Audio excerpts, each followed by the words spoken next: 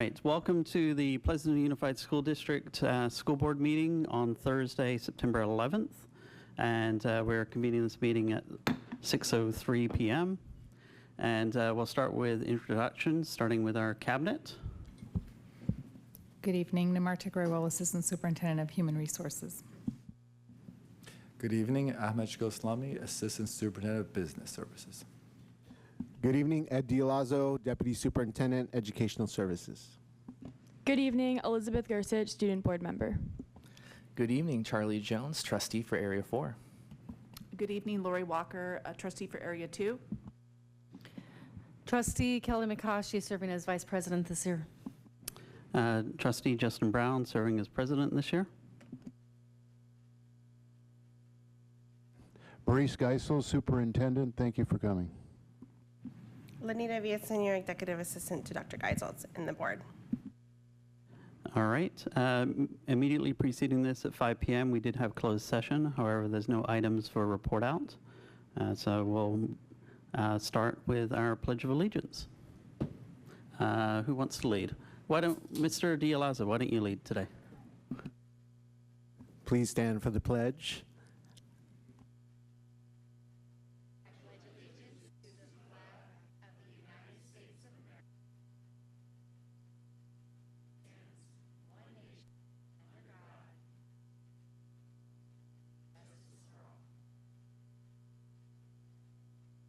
All right.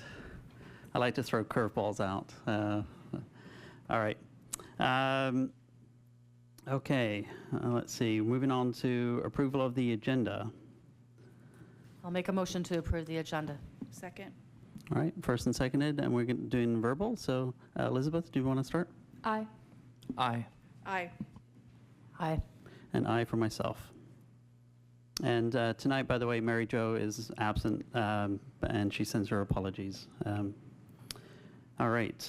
Moving on to the board Q&A, just in an effort to be more efficient as a governing body, we try to publish our Q&A ahead of time. So when the staff publishes a report in the preceding week, there's an opportunity for all the trustees to provide their questions to the superintendent, and the superintendent and his staff reply back to the board, and those questions and answers are publicly posted on the website if you care to read those.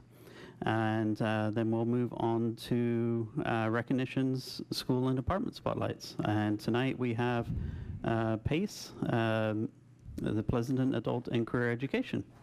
Thank you, President Brown. I'll take this one and introduce the team. You can see in the audience there's a good group of people here to celebrate and recognize our program, the Pleasanton Adult and Career Education Program. So we want to spotlight what's been going on there. And I will now introduce Dr. Crystal Corbis. You ready, Crystal? Dr. Crystal Corbis. She is the Assistant Director of the Career Pathways and Adult Learning. And the gentleman that's walking away right now, he's the director, Dr. Nugent. I know he wants to give the spotlight to Dr. Corbis, so I appreciate him, but I do want to recognize him because he does so much work. So take it away, Dr. Corbis, with your spotlight. Well, and I'm going to ask Shania Yunguklu and Laura Martinez if you would come up, and they're going to also be presenting with me tonight. So thank you for this opportunity. We're so excited to be here. We love any opportunity to be able to tell you how wonderful our programs are and how great our students and staff are. But good evening, President Brown, trustees, Superintendent Geisels, members of the Executive Cabinet, and the community.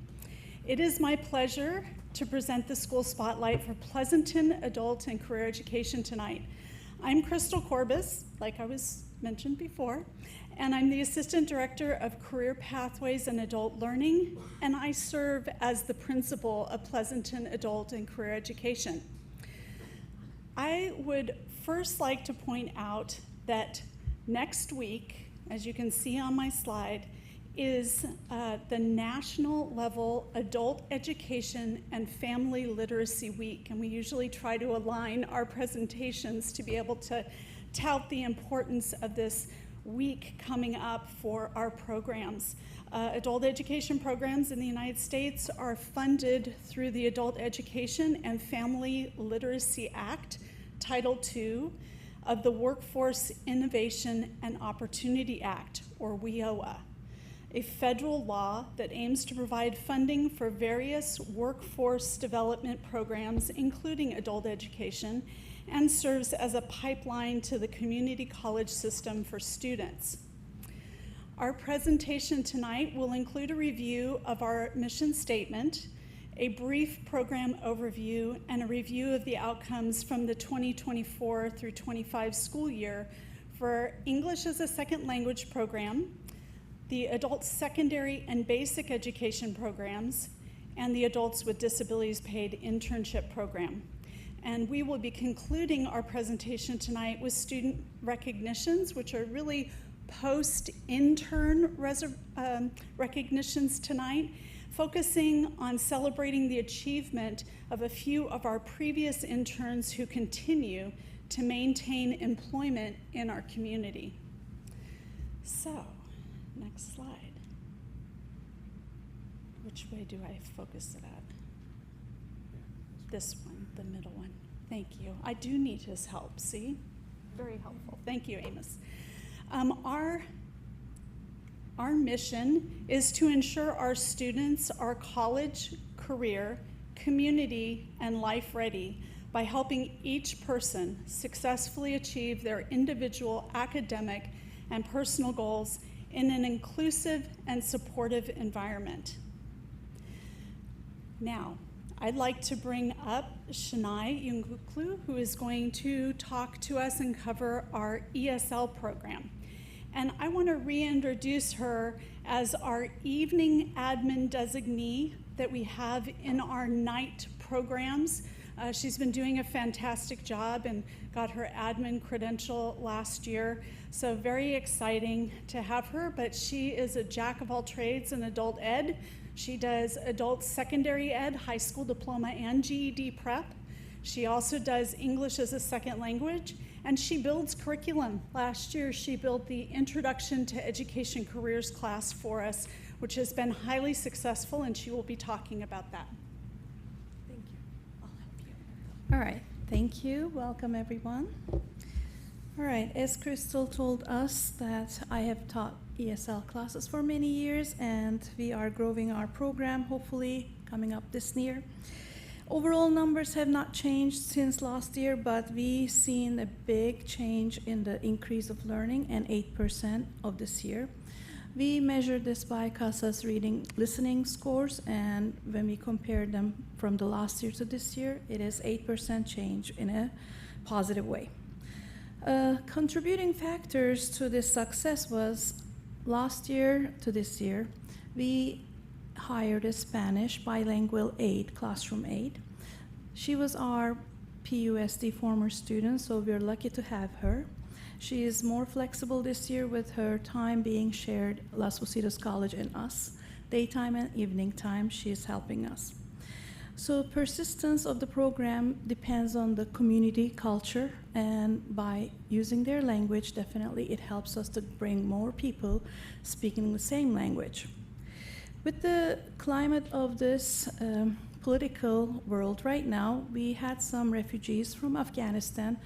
They didn't have background in literacy, and we needed some Dari speaker bilingual aid as well.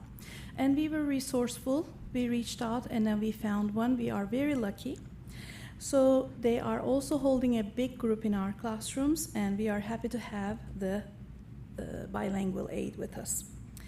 2 years ago, we built a program. It's called Ed Career class, and educational career is needed for our society. We need paraeducators, we need instructional aides for our community and Tri-Valley schools. And we built a program to support that idea. So we had, after the program ended, we had 2 teachers already employed by us, 5 paraprofessionals in the classroom, 1 bilingual aide and translator, and 2 instructional aides have been employed after the program. So we're very happy, and we want to continue and build more in the spring term.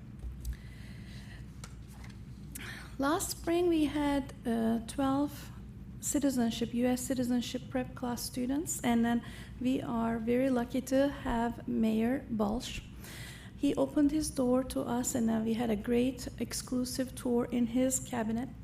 And they are coming back. Some of the students are returning also. This year, we've seen the increase. Also, 27 students are in our right now ongoing citizenship class. So Crystal will talk to you about, again, secondary program. Thank you.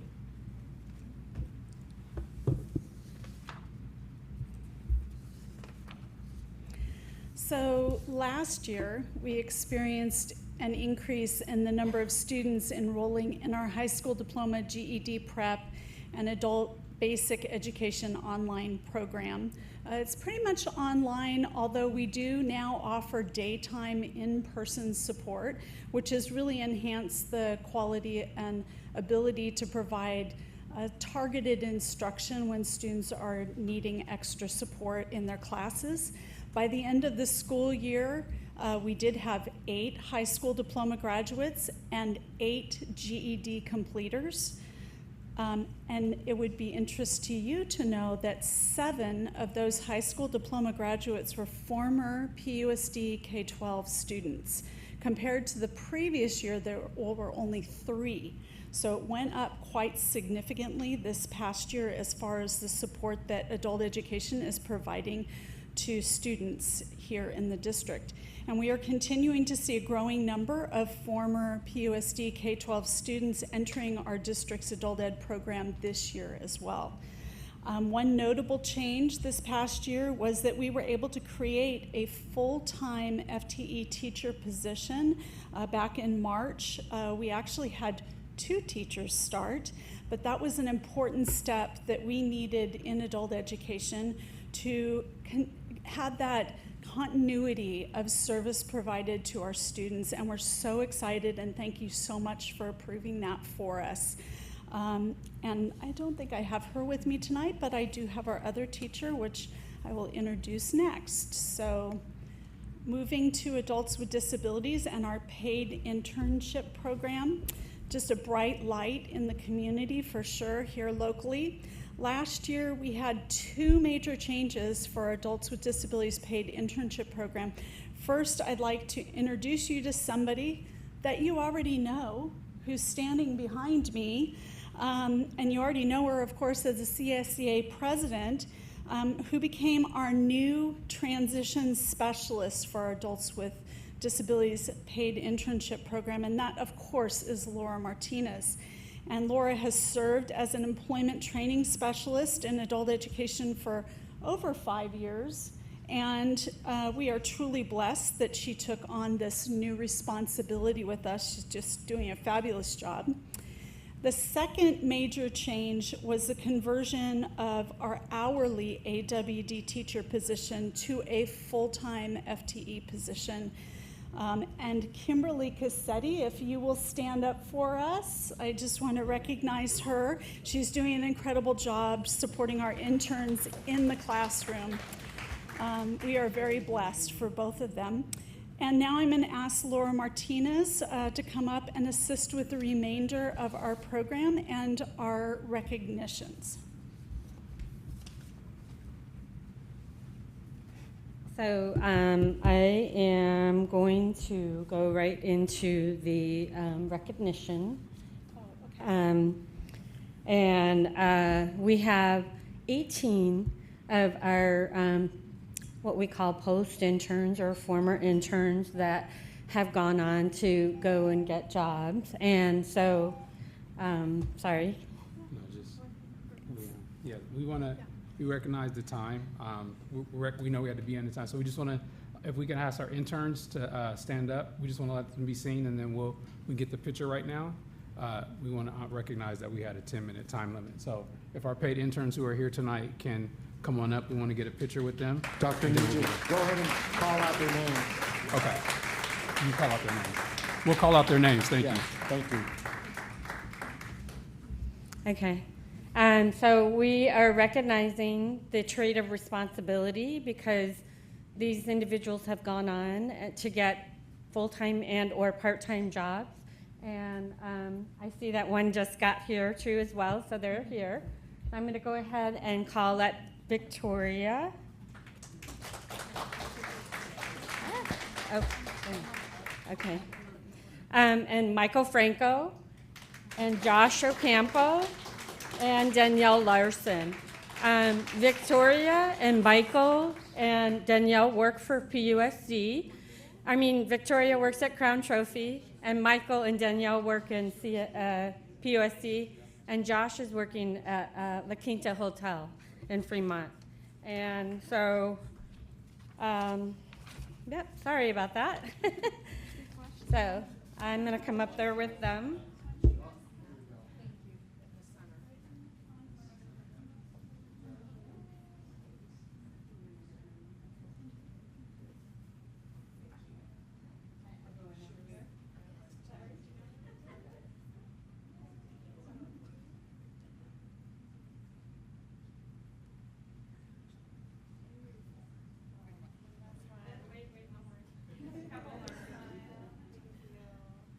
So Ms. Frey will take the official.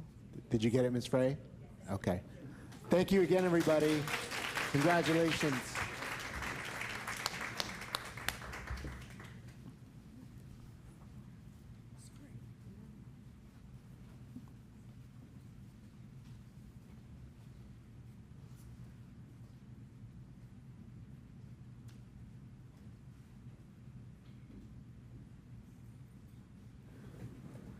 All right, thank you. Mr. D'Alazzo, any final comments? 10 minutes goes by really quickly, so we do want to appreciate everybody that came out. My final comment is it's an amazing program, and it's really live, in action, in real time. Our students are making a difference in this community, and they're out in workplace opportunities. So I thank Dr. Nugent and Dr. Corbis and all of the students and staff. Thank you. All right, thank you very much for the students to be here, and great presentation. And with that, I will move on to reports from Employee Association Presidents, and I will call back up Laura Martinez from CSEA. Sorry, I waited until you got back in your seat before.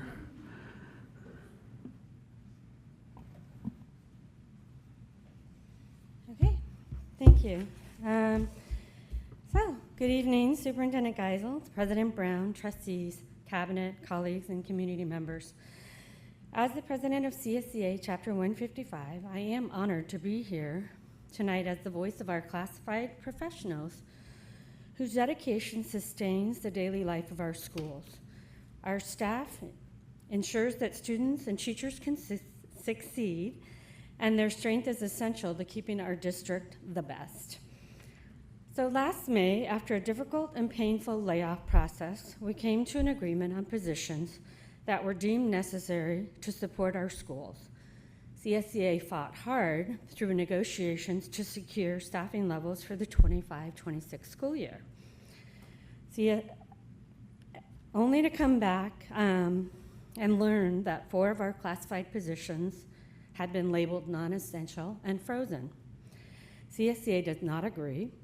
In fact, 2 of the positions had already completed interviews, reference checks, and requests for hires were submitted before they were suddenly halted. Another position was vacated in early June and never posted, despite the clear need for a replacement. These positions must be unfrozen and filled. How can we trust our negotiation process if the executive cabinet can simply freeze positions anytime? CSEA insisted we bargain after plans were reviewed to prepare for unfilled positions where we had no input.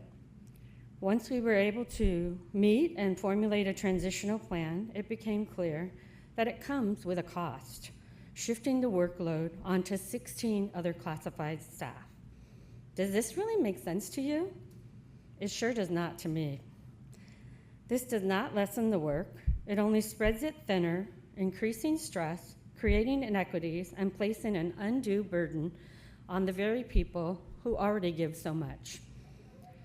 And I must ask, does leaving these 4 positions vacant truly save the district money when the workload simply shifts to 16 other employees? The savings on paper come at a high price: burnout, mistakes, and low morale.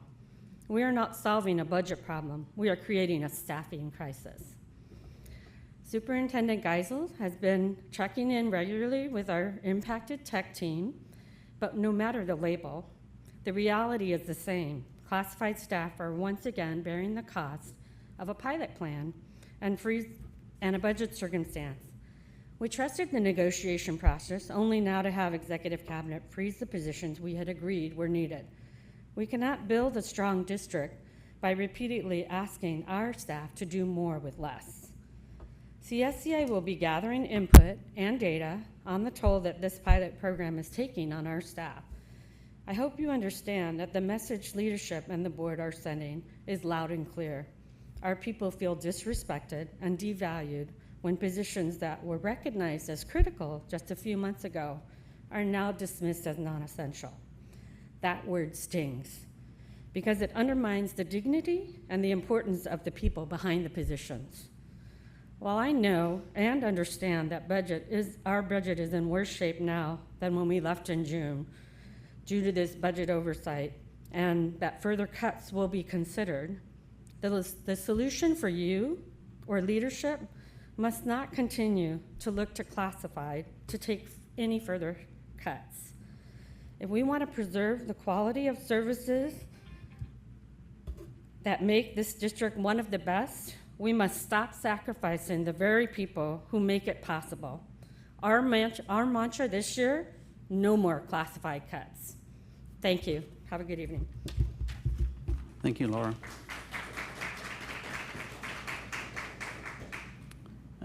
Dr. Geisels, I'm just going to ask an open question here. For the board to discuss, obviously the CSEA president has brought this up multiple times. Does that have to be a closed session or an open session item? That has to be an open session item. Okay, all right, I'll follow up with you after the meeting. Thank you. Okay, and I believe Evan Browning cannot be here tonight, so we have Erin Salcido, hopefully I'm pronouncing it correctly, APT Vice President. Good evening, school board members, Superintendent Geisels, Cabinet, and the Pleasanton community. I'm Erin Salcido, your APT Vice President. I'm here this evening to remind you about the issues that continue to hinder our students and their successes. SPED issues continue to come up district-wide, and the current supports that are in place are not meeting the needs of our students. We need additional support in and out of the classroom and clarity with those duties in order to support our SDC students. Inclusive practices are continuing to be rolled out in gen ed classrooms, which continues to cause logistical issues such as taking attendance and homework. Gen ed students also need additional support, prompt assessments, and immediate plans put in place in order to support their education. Last weekend, I attended the CTA Region 1 Leadership Conference, and I attended a session on the shifts in teaching since the pandemic. One of these shifts was the amount of trauma that has occurred in students' behavior. An astonishing 30 to 80% of children experienced increased anxiety, depression, irritability, attention issues, and stress-related physical complaints. We now are seeing emotional outbursts, higher intensity behaviors, slower recovery time, and more frequent and unexpected triggers. The presenters at this conference suggested we try to regulate first, then teach. But how do we regulate if we don't have the proper supports to do so? Many Pleasanton students fall into this category, and I'm going to share a few of their stories with you. There's a student who was retained in an elementary grade who is also EL and has had 2 years of intervention. This student still does not know all their letters and sounds despite multiple interventions from the IS, RIS, classroom teachers, and multiple SIP plans implemented. Now the child is being retained, but the current teacher was told that they have to wait to assess them because we need to give that child time and to show that we have offered interventions during a retention year and to see if they will work. The teacher was also told, "We already know we are going to assess the child, but we still need to wait." This child cannot afford to wait. They cannot keep up with the rest of the class, nor access the education they deserve. The rigors will only increase as the school year continues, and that student will continue to fall further and further behind. The teacher is asking for additional testing now to ensure proper placement. At another site, we have a student who was yelling and screaming so much that the teacher cannot conduct class. Another school has a student who mainstreams into an upper grade gen ed class and is unable to read and write. That student is so frustrated that they create an environment in which no one can learn. Again, proper placement needs to be a priority so that all students can learn and receive the education they deserve. In this district, we have multiple sites whose students frequently elope because these sites don't have adequate support staff to safely direct the students back to class. At multiple sites and multiple grade levels, we don't have enough para support and special education. For example, there's a site that has 10 students in an ESN/Mod Severe SDC class. The class has 2 students with a one-on-one para and 3 paras for the remainder of the class. These students have a number of needs, including toileting, therapies, feedings, specialized instruction such as OT, APE, PT, speech, vision, hearing, and mobility. On top of all this, the team is trying to fit in push-in times for the students. At this level of support, it leaves the teacher unable to truly serve the students properly. The teacher is finding it almost impossible to take breaks, lunches, or follow up on student, staff, and parental needs. All of these examples illustrate the current reality of our classrooms. They are not intended to discourage, but instead to unveil the emotional outbursts and higher intensity behaviors that we have in Pleasanton schools. Current education decisions are being made as budget decisions, and these realities remind us that we need to prioritize our budget and make sure it serves students of all needs. Next week, Alisal will be celebrating Different is Awesome Week. This is a week where we remind ourselves and teach students we welcome and celebrate all forms of diversity. Like other PUSD schools, Alisal is happy to have all types of learners in our classrooms and on campus, but we want to make certain all types of learners receive the proper supports, sufficient and trained staff, and adequate curriculum to ensure the best education Pleasanton students deserve. Thank you, and I look forward to hearing from you on how we can work together to achieve this.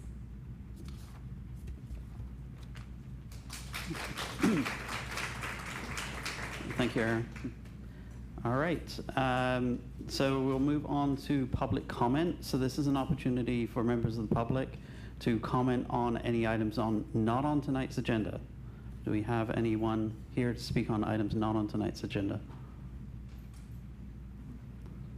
Okay, I don't see a mad rush to the podium, so I will close public comment on items not on tonight's agenda, and we will open public comment later as part of the regular agenda, and we'll move on to the superintendent's report. Dr. Geisels. Okay, I have a robust one tonight. So September is Attendance Awareness Month. Janet Gage and Amy Wallace in our Student Services Department are leading an awareness campaign to highlight the importance of school attendance. The 5-week campaign includes weekly messages on different themes shared through eConnect and school newsletters with supporting resources. For example, 1 week's theme was setting the tone at the start of the year, highlighting that students who miss 2 to 4 days in September are 5 times more likely to be chronically absent. Attendance also matters financially. We're actually incentivized average daily attendance, its enrollment, and how much the students attend, and that equates to about $70 per student per day. So I think that's important. All the arrows are flying in the right direction here. The next thing I'd like to talk about, hold on, is September is also Deaf Awareness Month, and it's a time to listen with more than our ears. In PUSD, inclusion and belonging is not a slogan. It's not just a slogan. It's a daily practice as we celebrate deaf culture, American Sign Language, or ASL, and our deaf and hard of hearing students and community. PUSD is fortunate to have 2 full-time deaf, hard of hearing teachers, Yara Manchego and Carol Dinelli, who provide services to our students with IEP, deaf and hard of hearing students. All of our deaf and hard of hearing students are fully integrated into district classrooms and programs, with the majority of our students placed in general education classrooms. Check this out. PSD also offers a 4-year ASL program, levels 1 through 4, at both comprehensive high schools.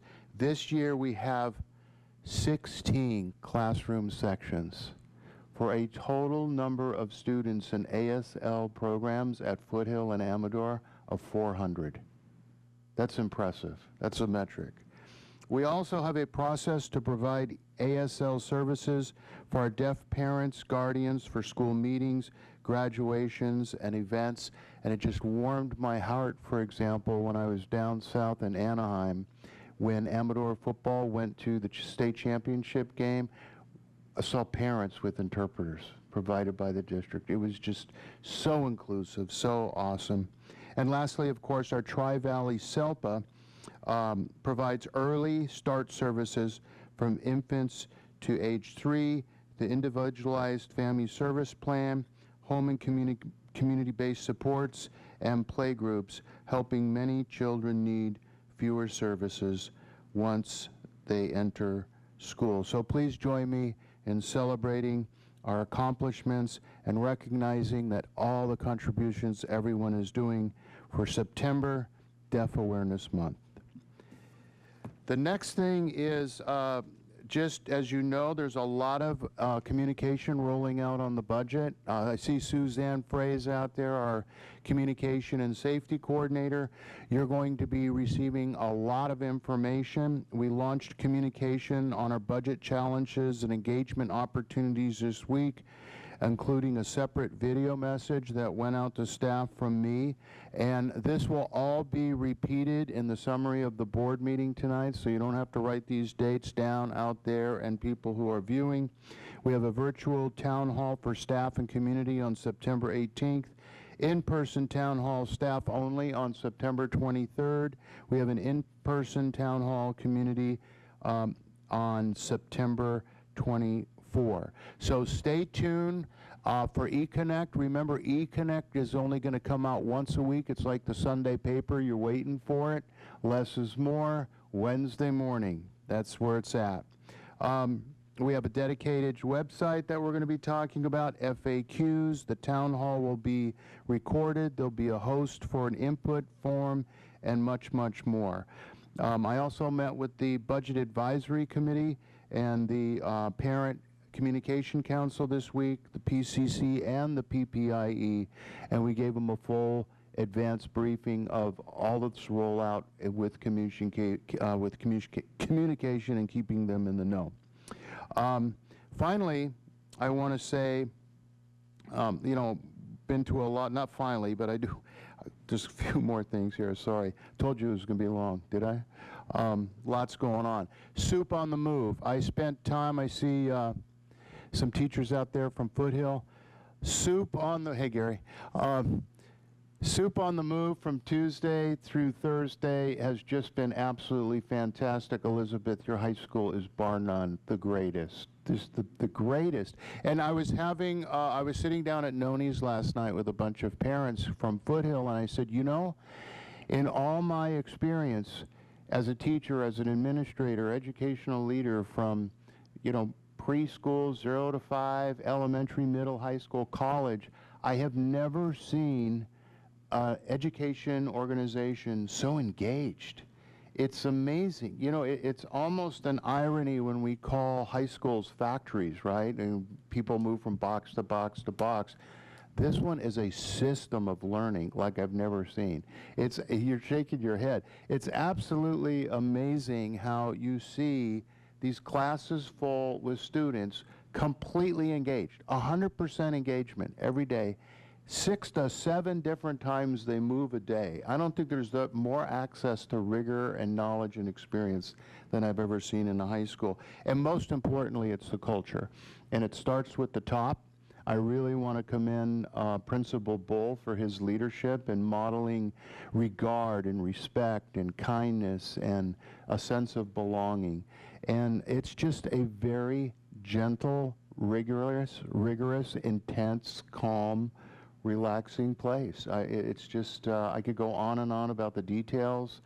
And then that kind of went to a lot of classes. I see Mr. Johnson out there. The engineering thing is unbelievable. Went into the garage, saw the fabricators and the robots and the stereos that the kids are engineering, all the way to the music program, which is unbelievable. And we, besides going into the jazz band with Chris and Moses, and seeing Will Sagel's choir class, I was just kind of blown away that we have AP music theory at our high schools. I've never heard of that before. And speaking of music, finally, this is finally done. We kicked off at Noni's last night, band PUSD. Thank you, Andrea Wilson and Jen Flynn, for leading the way, and John Magnuson, the owner of Noni's. They made $500 in the food cut alone and a couple stuffed tip jars, which was a great start. More importantly, the place was packed. There was a lot of fun. The bands only practiced 2 lunchtimes on their duty-free time, and we were pretty good. And I think we kicked off the momentum, because now we're going to hand it off to the boosters of the middle schools and the high schools for fundraising. Watch out, it's going to be really packed.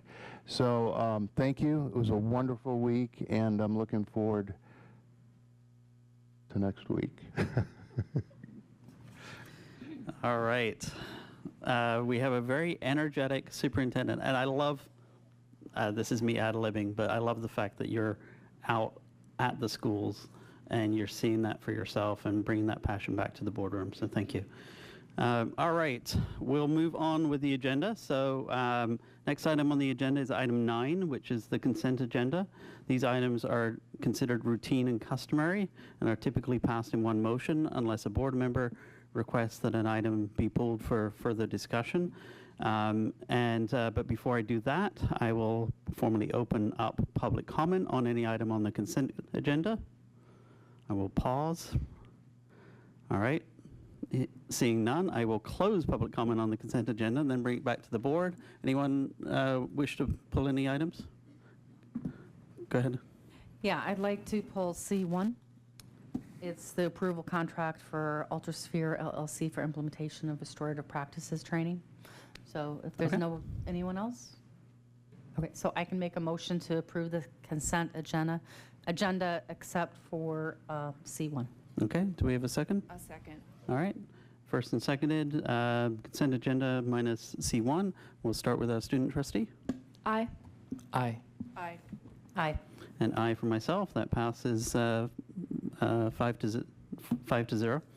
And we'll turn it open to C1. Who from staff wants to kind of introduce what this topic is about?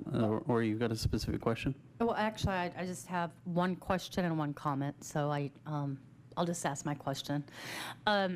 What I wanted to know is 30 teachers have, or staff members have been identified to take part of this restorative practices training. I'd just like to know a little bit more about who those teachers are and how they were selected. I know it's the trainer model that they're going to go back to their campuses, but if you could just highlight a little bit about who those teachers are and what they'll be doing. Thank you. Yeah, thank you. A little bit of context too. Our Director of Student Services wrote this grant, and so we congratulate her. We were awarded this grant, $100,000, as you see in the write-up. Ms. Gates, did we identify the 30 yet? Yeah, why don't you come up and give a little context to that, please? I'm not sure if we've identified. I know 30 are allowed for this training. Is it on now? Oh. Thank you so much for letting me speak about this very excited about this grant, that we got it, and that we're working with the Center for Relational Practices to provide this training. Our theory of action behind this is that we wanted to work with people who were excited about relational practices and restorative practices so that we could build from a grassroots effort up. So we reached out to school teams. I actually started with administrators because for this practice to work and for us to be able to provide training at school sites, it needs to be a group. So we went with administrators, and I asked for interested schools to refer an administrator, a counselor, and a teacher. And so that is our plan, is that we will have a kind of a core for schools that are interested, and it was by request. I did reach out and just encourage schools, if they hadn't sent me anything, just to consider. We had space enough for 9 to 10 school teams. And again, this is designed to be something that is for people who are interested and excited. We didn't want to force this down anybody's throats. We want people who are engaged. So that was the outreach process, is to reach out to all of the administrators. I actually did a little intro video and then got names back. And if I hadn't heard from school sites, I reached out again and said, have you considered this, and is this something that you could see your school doing, and do you have some teachers that might be interested? Okay, great, thank you. Thanks for coming up to explain that. So, thank you. Those are all my questions. I just wanted to make a general comment that I would like to applaud for those who did write the grant and that this was awarded to the district. I think this speaks volumes for basically good practice and asset-based collaboration and work. We just heard from several of our labor partners, that union partners, that we have some challenges of how we're working with our students and how to build relationships. I also think it's important when we think about the school to prison pipeline and ways to help provide our students opportunities for success, and giving the teachers and staff the equipment that they need to help with our students.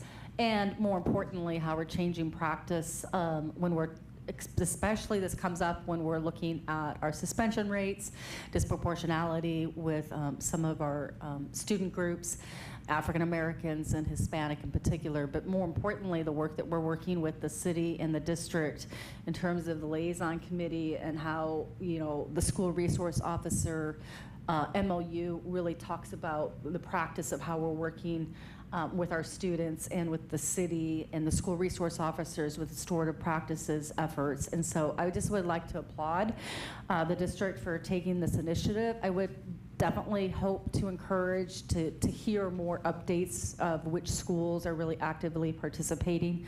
Obviously the middle schools and the high schools, I would expect that we would see this in particular for that age group, but I would like to applaud this opportunity, and I would like to see more of it, and I can't wait for an update. So I'll pass it to my fellow trustees if they want to make any other comments, but it was important enough that I wanted to pull it to talk about it, so thank you.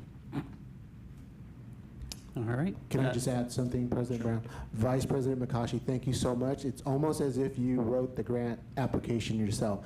Those points that you made are exactly the points that Director Gates wrote into the application, specifically about disproportionate, suspensions, and our partnerships with our teacher groups, our administration, really looking at the restorative practices is not a new concept. It's been around for a long time, and we've talked about this in the division, Ed Services Division, as a goal for us. And this was just a way to get some money behind it. And so we are ready to roll and get this going. So thank you for your comments, and I appreciate Director Gates as well. And if I could just add, this was also in response to what teachers were asking for. We did a training last year, and one of the things we heard is thank you, and we want more training. We really want training on this. So we're working with an agency that has provided that and has a whole plan. So, and just so you know, to answer your question, all 3 of our high schools and all 3 of our middle schools are sending teams. Fantastic, thank you. Well, congratulations, and with that, I'll make a motion to approve C1. I'll second. Oh. Okay, first and seconded. Your mic was on, so we'll give it to you, Charlie. Elizabeth? Aye. Aye. Aye. Aye. And aye for myself. Great job, staff. Grants are phenomenal. All right, we will move on to the regular agenda. So tonight we have, let's see, 8 items on tonight's agenda, and we're starting with the CTE annual update. So I'll have the presentation before I open public comment. Yes, thank you, President Brown. And so, as you said, this is the annual presentation of the Career Technical Education Program, and we are so excited to do this annually. This is an annual report that is required by board policy. However, it is not an action item, so there's no approval tonight. It's a report and discussion only, and you can see our amazing students coming up. So I want to reintroduce Dr. Amos Nugent, our Director of Career Pathways and Adult Learning, who will, I think he is, yes, he's trying to get the kids in the right seats and stuff, but he's going to lead the presentation, and I see the amazing staff behind him. So, Dr. Nugent, all yours, sir. Thank you so much, boss. I appreciate it. Good evening, trustees. Good evening, executive cabinet. Good evening, Pleasanton community. My name is Amos Nugent, and I have the privilege of serving as the director of the Career Pathways and Adult Learning Department. Tonight we have our annual board presentation, and you're going to hear largely from these phenomenal students here tonight. So I have a few preliminary things I'm going to do to get out the way, but the first thing that I want to do is, for the sake of time, you're not going to be able to hear from them as part of the presentation. Excuse me, let me slow down. You're not going to be able to hear from them as a part of the presentation, but I want to just acknowledge the phenomenal team who is here, so we can just acknowledge them and just celebrate our teachers. They're going to be the phone of friends for the students at the end if there are questions they can't answer, but I know we have some rock star students, so they'll be just fine. So our objectives are to give you an overview of our activities from last year. We're not really going to go into our goals because we have a little surprise for you that will give a lot more detail, so we're just going to let you hear from the students. This slide right here really is just our overview of our department. You heard from our phenomenal assistant director and our adult education team, so that's a part of our department, and then so many other things as well. The slide deck is there for people to review that in more detail. And so if I could have my teachers please help pass out the brochures. You all probably received this in a board update, but we want to make sure that you all have this in front of you as well. CTE stands for Career Technical Education, and it definitely is a measure of college and career readiness that the state of California looks at. And so we're phenomenal of the strong program that we have here, our phenomenal teacher team, our phenomenal community partners, everyone who helps make this happen. So it's broken up into several different clusters and several different pathway classes. A great partner of ours is Tri-Valley ROP, and in partnership with Tri-Valley ROP, there are several classes students can take. So with that, we're gonna get it started with our biomedical science students. Hi, my name is Anissa, and for the past year, I've been a CPR trainer for the East Bay Regional Parks, but also with the Red Cross. But I'm also a student at Foothill, and last year I took the Human Body Systems. This year, I'm in the Medical Occupations program, and I think that the work that we do is just so rewarding because we know that we're not just helping the community, we're also helping to actively save lives. And so some examples aren't just limited to doing chest compressions or learning how to stop choking. It's just to learn about how to recognize life-threatening situations and what to do in those scenarios where you become the first responder, where no professionals are there, and so you are there to take charge and save lives, and that is just so amazing. Hi, I'm Kavya, and I'm a junior at Foothill High School, and I've been in the biomed pathway since freshman year. I did Principles of Biomed, HBS, and now Medical Occupations ROP, and I've been a CPR trainer since last year. And my favorite thing about the program is how we get to impact the community. It doesn't just help us trainers applying to programs that require certification, but we've trained around 800 students now, and the more people that we train, the more people that are ready and not intimidated by a life-threatening situation and that can respond to it. And the more people, the more students that we train, the safer our community becomes, and the more lives that could potentially be saved, and that's our ultimate goal. Hi, I'm Diego Laredo. I'm a senior at Emerald Valley High School, and now there's always a lot of big talk about big tech and AI, and really how well are we preparing our students for those changes. And I can say without a doubt that the computer science pathways and classes across our district are preparing our students excellently. I am the president and founder of Latinos in STEM, a new initiative directed to spreading STEM education throughout the Latino community in our city. And I'm also in the Advanced Computer Science Projects class at Amador Valley, in which we've part of our project and curriculum is working on with AI to make posters and also different kinds of digital materials that can help influence different parts of our campus, including these AI posters for Hispanic Heritage Month.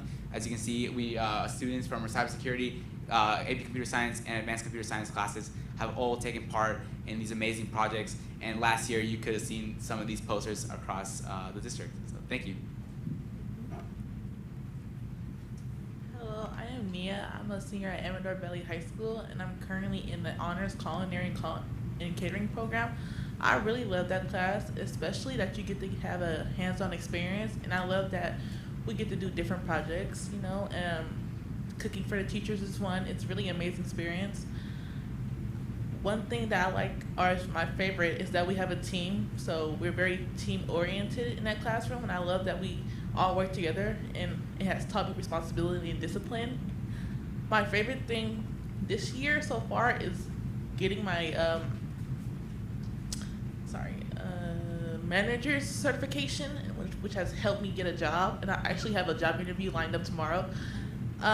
It's brought attention to me because other than my personality, it's like it's a booster, and I love that like people kind of like, oh, you have your managers, it's so cool, and I love it. I like to like brag about it a lot. It's like it's cool, you know, to have your managers, and that's it.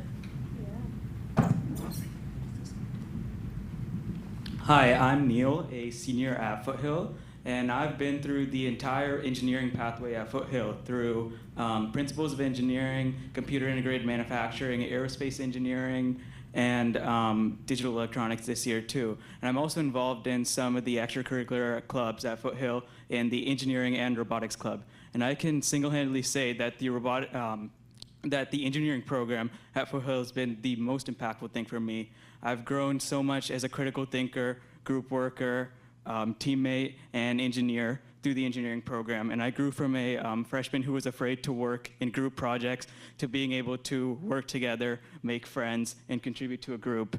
And I'm really grateful for the engineering program. Right now, I'm in our workshop, I'm building some CNC machines for our computer integrated manufacturing class to use later in the year for our projects. Good evening, everybody. My name is Jasmita Janujeba, and I'm an engineering student at Foothill High School, currently taking computer integrated manufacturing. I'd like to start by saying that the PLTW engineering program is truly one of the gems of our education system. It has given me the opportunity to do things that I would have never been able to experience otherwise. Women continue to be devalued not only in the engineering field, but are also sometimes passed over when it comes to education as well. When I was a freshman in high school, I was constantly discouraged from taking engineering by both my peers and my family. Someone even went as far as to say, "Do you even know what a spanner wrench is?" But taking engineering in Foothill has been a truly life-changing experience. My engineering teacher, Gary Johnson, constantly encouraged me to step out of my comfort zone and push myself. 3 years later, I am now a woman that does in fact know what a spanner wrench is, but also a woman who can do everything from changing a tire, fixing a 3D printer, and even flying a Cessna 172. I have become someone that not only I myself am proud of, but someone all the Einsteins, all the Teslas, all the Edisons who lost their callings, bent over stoves instead of desks, can be proud of as well. So I implore you to continue to invest in the PLTW program and keep it running for future generations. Thank you so much.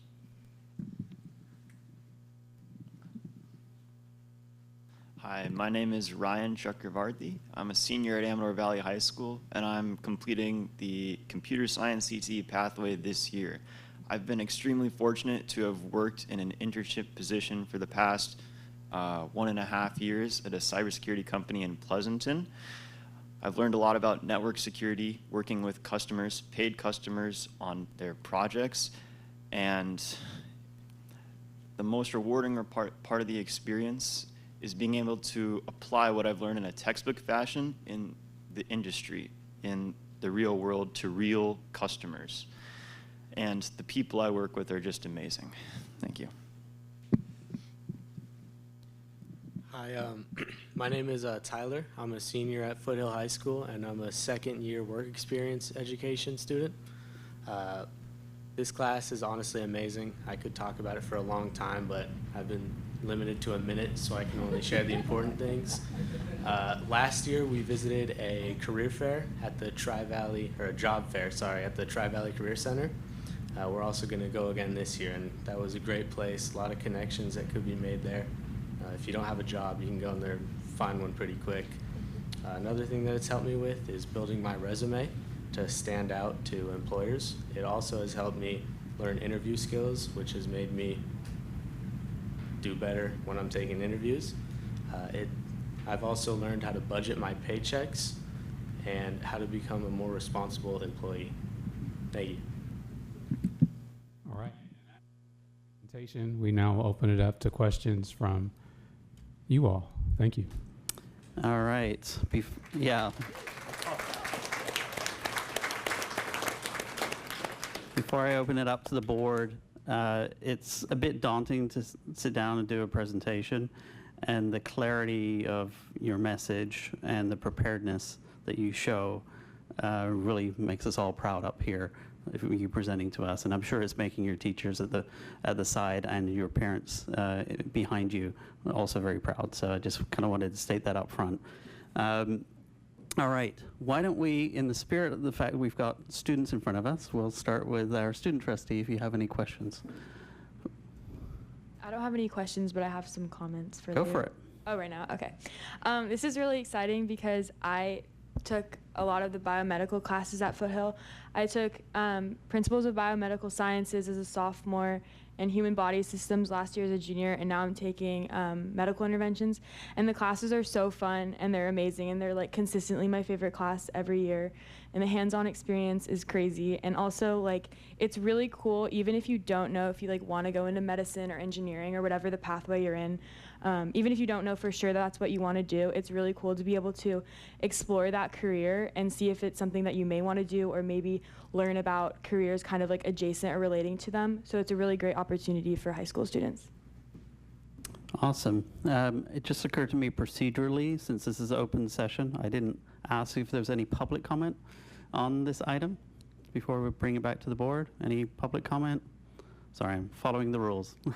All right, so I will close public comment, bring it back to the board, and Trustee Jones.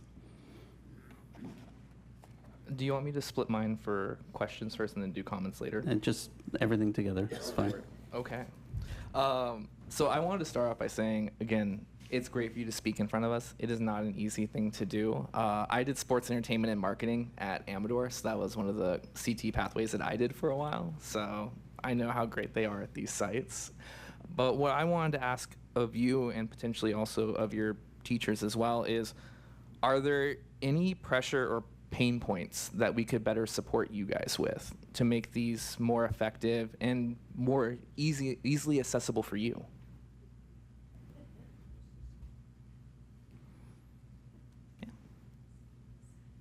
Hi.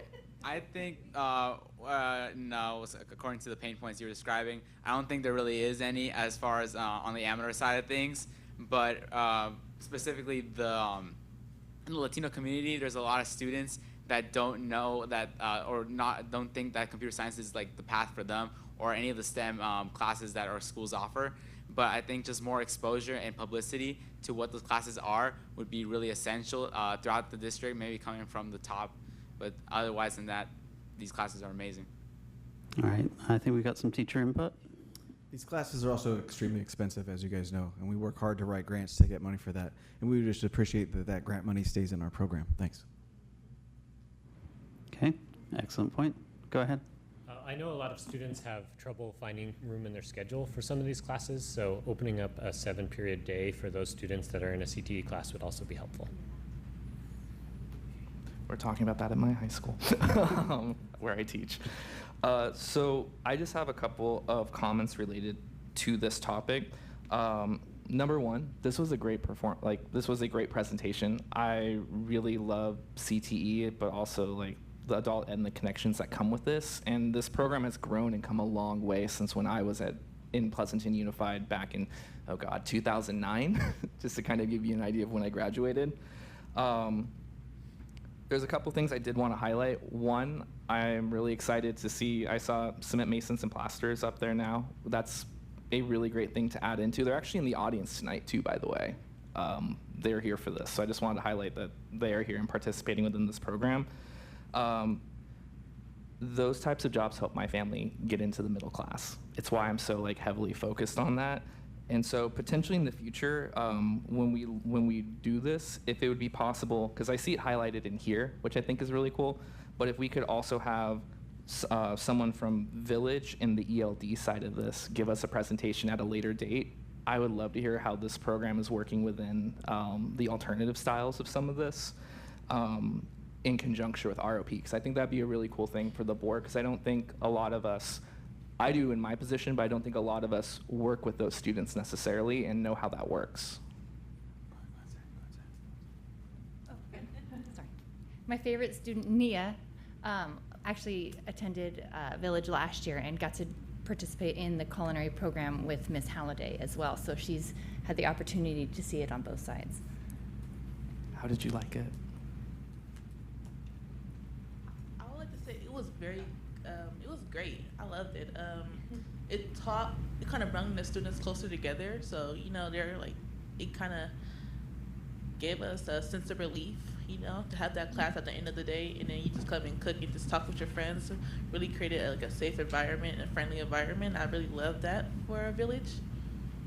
A lot of my friends graduated from there. It's a good school. And it brought you closer together because the room was literally this big this last year because they're redoing it. All right, thank you very much. All right, Trustee Walker. Okay, great presentation. I loved every one of your comments. I'm curious, the biomedical pathways, you do the CPR classes, you said you've trained 800 students, and then, so explain that more to me. Yeah, so that's a combination from the CPR trainers from Foothill and Amador. Yeah, but basically last year was the first year that we were doing it, and we started by teaching the HBS classes and the other biomed pathways, and then we kind of moved on to other CT and other classes. Hi, I just want to add, next week we're actually training the staff from Marriott, so we're teaching the hotel staff there. And I know that Pete, who is from East Bay, he's very adamant about us teaching the entire school, so that's about 2,000 students. Oh, wow. And we've also trained teachers at Foothill.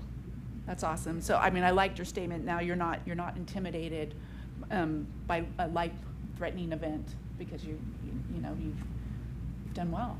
You're training other people. I love that. Nia, your management certificate. Tell me what that is. I'm very fascinated by that.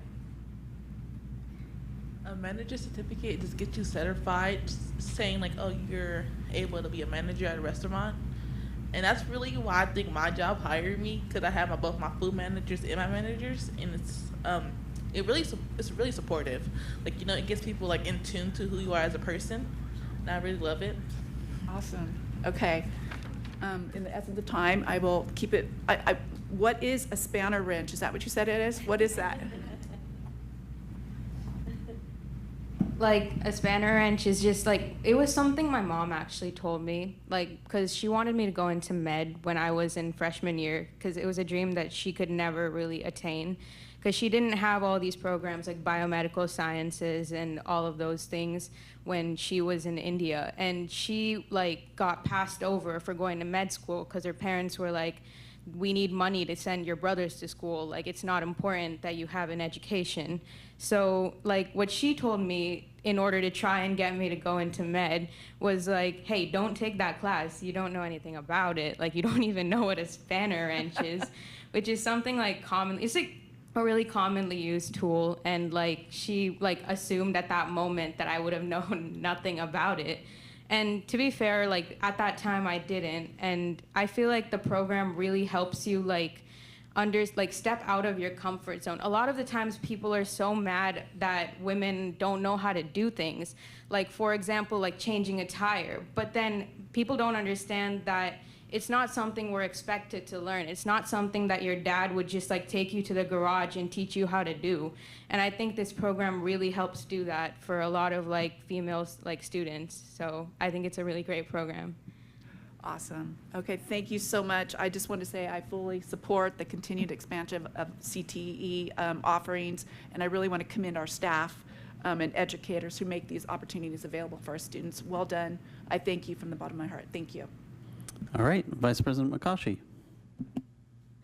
So I just wanted to echo from my fellow trustees. I wanted to thank the students who took time on a Thursday night to hang out and be here with us. So you guys are the star of the presentation and really given us a grasp of each of your personal stories and how it's going to impact your career above and beyond PUSD. So kudos to all of you for coming here. I just have a couple general questions that I'd like to direct more towards staff, and that would be similar to what Trustee Jones stated. I love this page in the booklet that talks about the pathways, the CTE pathways for Amador and Foothill. I guess my question would be for Village. I know it highlights culinary, but for our PVA students also, I guess I'd like to get a little more clarity. If a student is at Village or is a PVA student, do they have an opportunity to do the Energy Environment Utilities program at Amador Valley, and what that might look like so that it's inclusive for all of our students? So I'd love to understand that a little bit better. So the short answer to your question is yes. The Village High School students are able to come and take classes at Amador and Foothill, and some often do. However, because of different experiences, they may not be as comfortable returning to those campuses. So it varies. It's on a case-by-case basis. So, but 100% students at Village High School are able to take classes at the comprehensive high schools. In addition to that, we are working very intentionally with our Director of Education Options, Heather Pereira, with the new building through the grant that's coming on. They're definitely going to have a phenomenal culinary space, but they're going to have an engineer. It was originally going to be a maker space, but just as of this week, in meeting with Lisa Highfield from the visit we had with Clorox and Canavo, I think she wants to do a reverse engineering lab now instead. So we're working it out, but there's definitely going to be options at the new Education Options Center for students to take classes in CTE there, in addition to continuing to plug in to options at our comprehensive high schools. Yes, I can't wait to hear how that evolves, because I, love the list of the programs, and I like how you organize this visually to see how. I also love, I know this program has grown so much with your leadership and how it's panned all the way down to the middle school. And I was ecstatic when there was a business development class at Harvest Park, and I was trying to talk my son into attending. So I'm super excited to see how this is drilling down to the middle school as well. Logistically, kind of like ROP, I guess my question would be, is it an expectation that students are 16 to participate in some of these classes, or is there an age limit? Like logistically, especially if they might have to go from one campus to another to attend to a class, so how does that work? I'm asking a two-part question. Yeah, I was going to say, because it's kind of like two things you're speaking to. It's two questions. So yeah. I'll answer it this way, and tell me if this speaks to what you would like to know. These are classes that are offered at the high school. There are some classes that have recommended prerequisites. So that means based on that fact, students may not begin their CTE courses until maybe their sophomore, even their junior year. But some students definitely begin their freshman year. So as it aligns as it fits into their schedule and as it aligns with their priorities to still ensure they're making progress towards graduation, they're able to really pick and choose. We are proud of the fact that the majority of our pathways are 2 courses towards completion.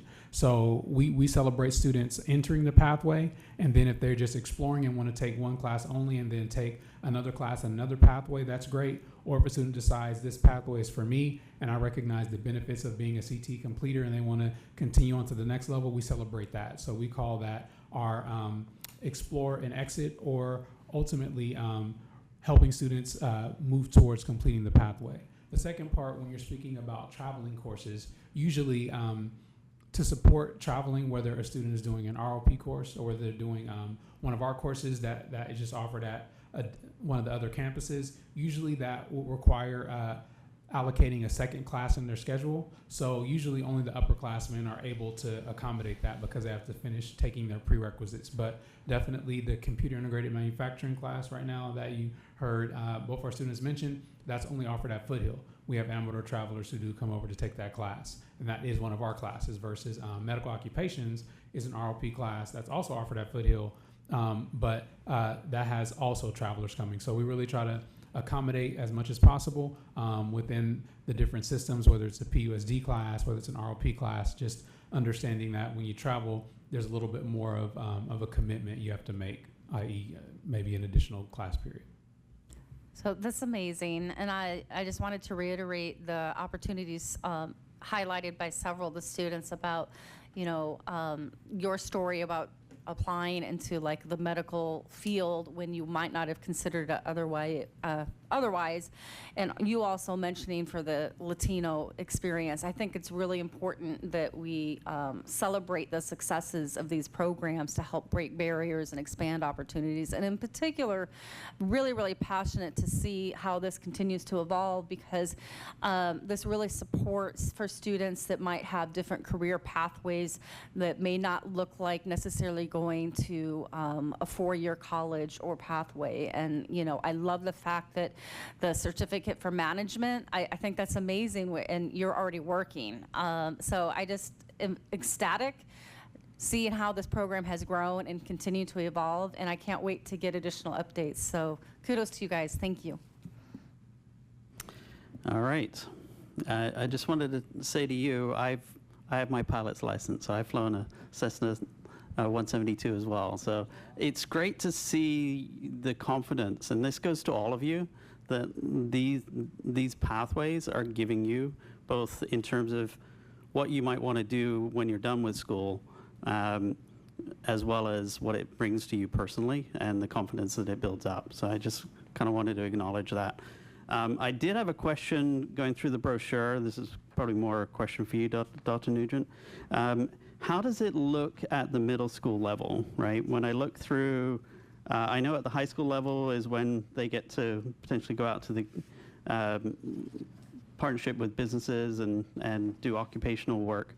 How does it look in the middle school? I see sort of middle school projects, but how does that play out?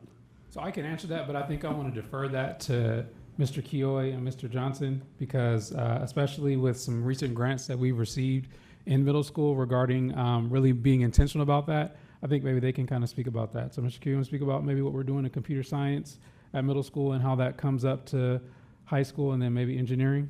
I'll punt that one.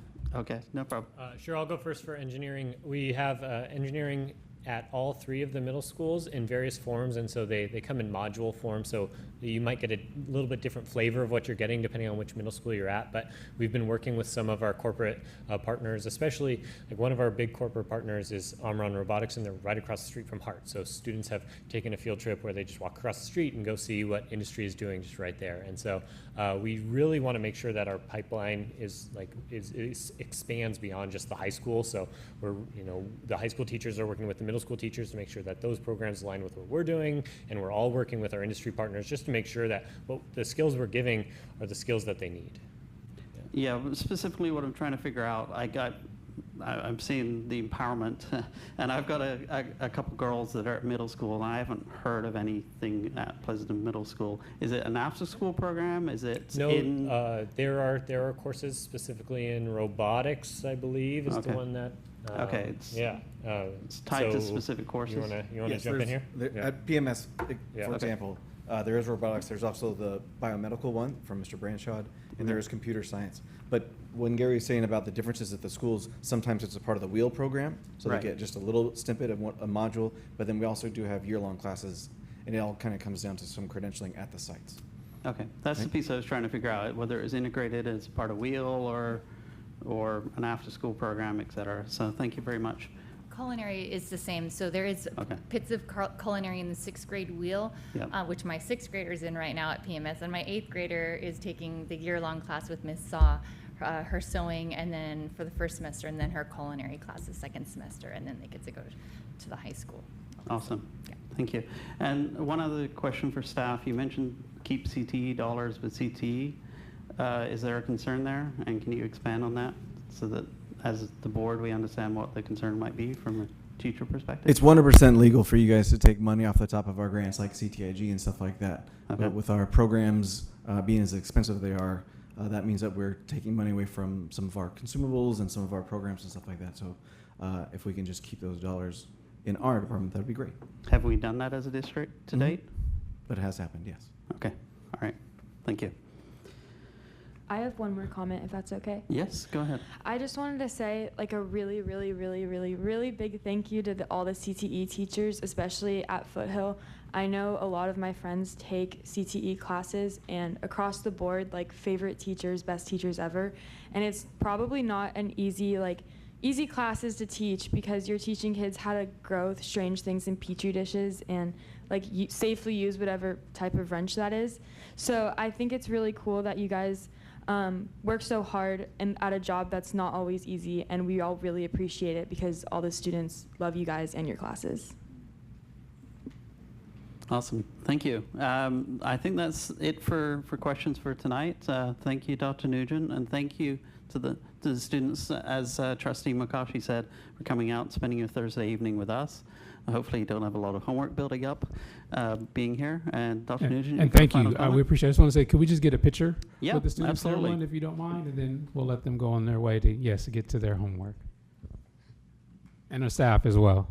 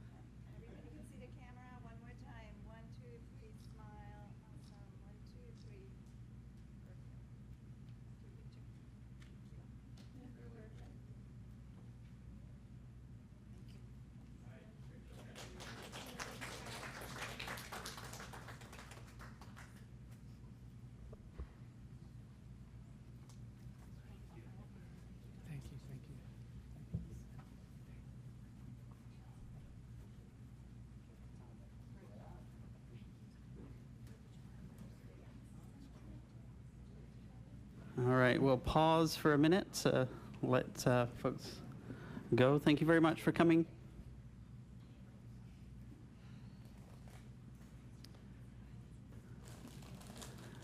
All right, we'll move on to the next item on tonight's agenda. It's discussion, action, 3-year Imagine Learning contract. All right, thank you, President Brown. This is an action item, as you said. Due to the amount, we have it in open session tonight. It is a renewal of a contract. The name of the company is Imagine Learning. The actual courseware is Edgenuity. So some of you may be familiar with that name. So the amount is $180,000 for 3 years. And what that breaks down to is obviously $60,000 per year. We're expanding use of Edgenuity into the adult ed world. And so we will get funding, partial funding from that, and then the rest is from general fund. So the write-up here indicates what that is in terms of the cost from each funding source. And so the superintendent's recommendation to the board is $180,000 contract at $60,000 annually. Mr. D'Alazzo, can you point out the point that's in there, which is that the previous 3-year contract was $477K and did not include adult education. So net, you've reduced that cost down, correct? That is absolutely correct. So the previous contract was 477. It's the third paragraph in the write-up, the background. And so yes, we are down to 180,000 for 3 years, and that was under direction of the board during last year's budget reduction conversations, was to look at all digital platforms, and so we looked at Edgenuity as part of that direction, and this was our way to reduce that cost, and that's hats off to our Director of Educational Options, who's in the audience here, Director Pereira, who negotiated this contract. Yeah, I just thought it was important to call it out. All right, with that said, we'll start with questions from the board. I guess I already took presidential privilege and asked the first one, but any other questions? Nope. Hearing none, I will. I called her up in case there were questions. I couldn't answer. Well, so you could stay up here. Okay. I'm going to open up public comment. Any public comment on this item? Going once, going twice. Closing public comment on item B. Bringing it back to the board for any other comments. We'll go reverse order. We'll start with Trustee McCaughey first.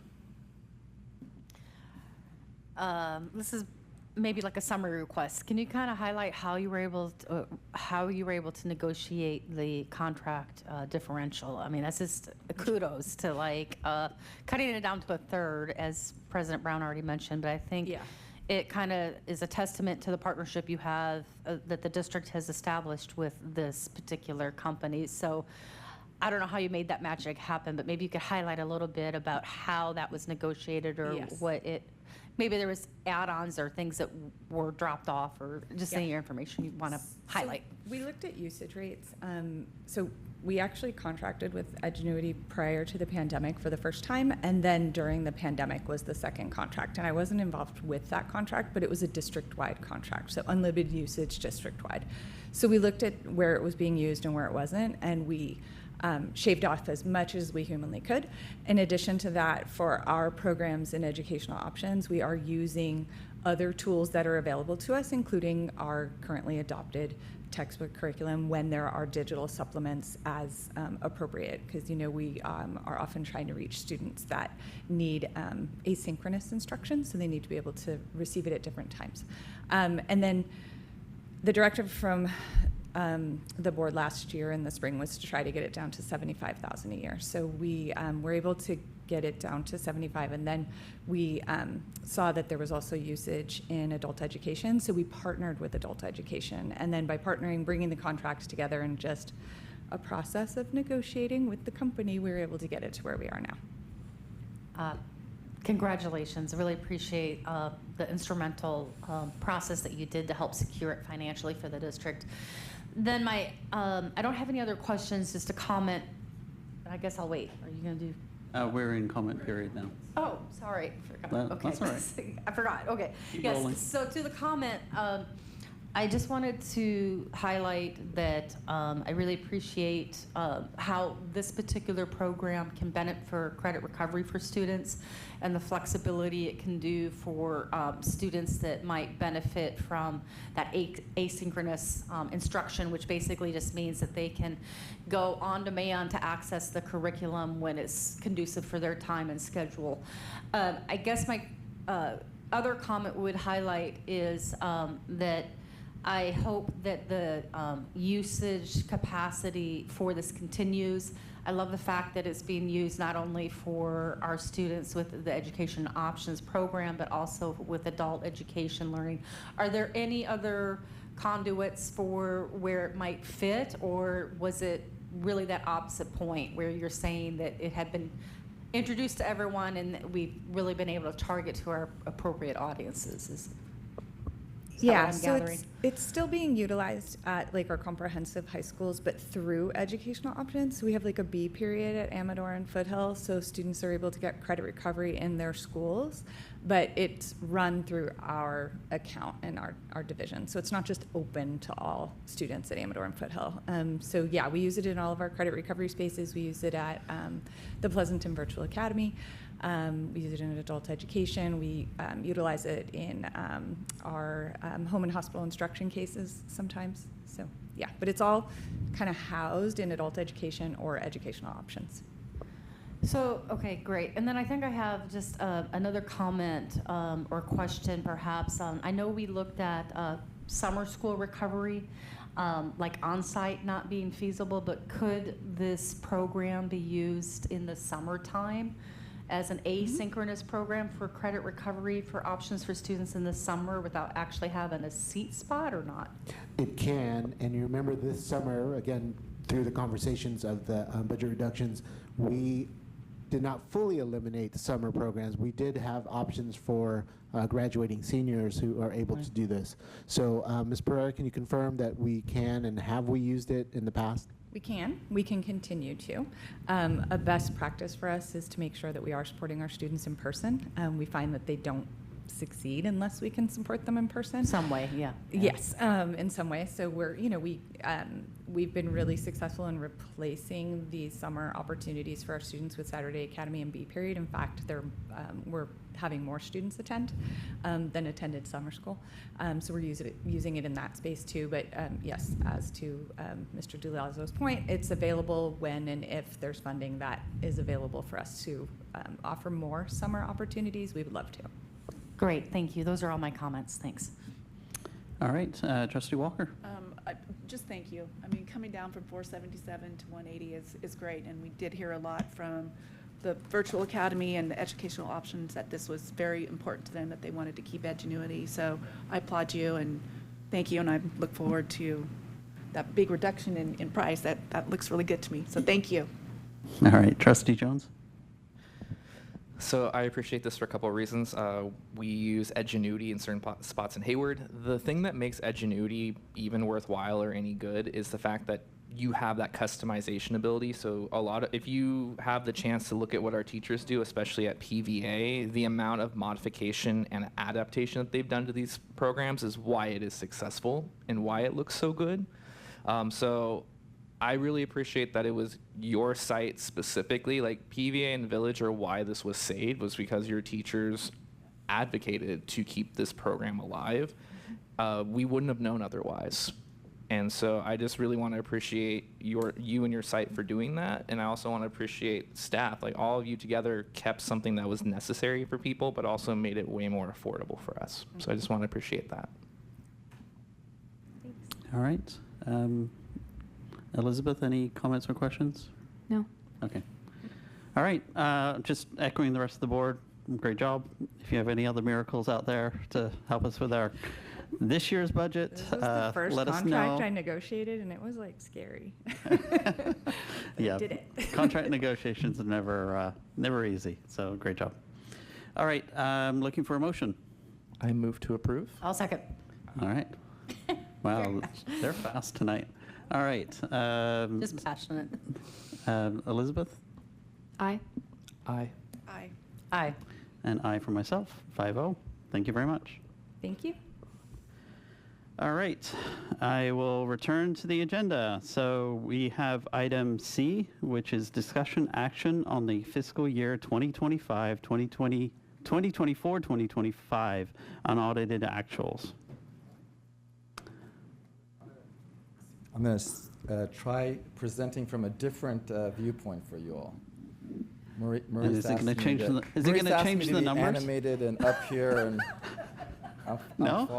I'm following my supervisor's request. I tried. Okay, let me get the presentation up, and we'll start.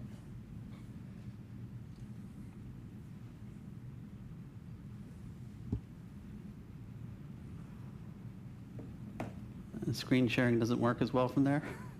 It just needs patience.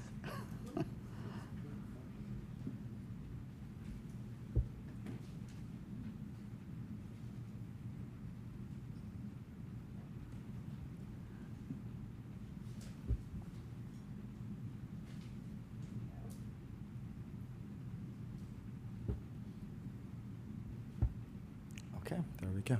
So good evening. Tonight I'm joined by our Executive Fiscal Director, Ann Wells, and we will review the 24-25 unaudited actuals, and that the unaudited actuals are the closing of our books for 24-25 and include all of the transactions that took place in the fiscal year, and it takes an incredible amount of work by staff to present the documents that you have in front of you.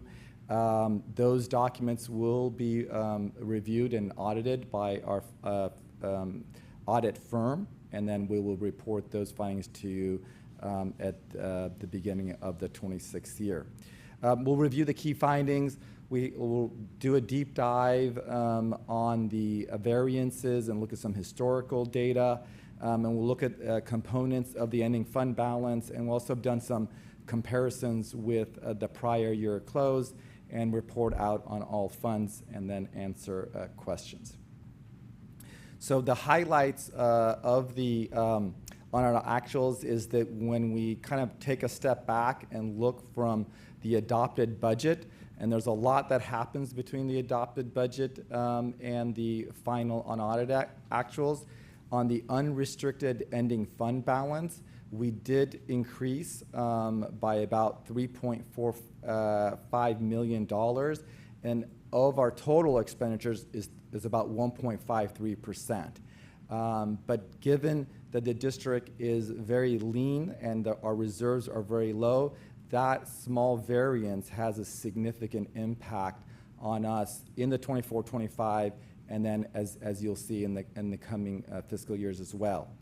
The ending fund balances did improve slightly, both on the unrestricted and restricted side from our estimated actuals.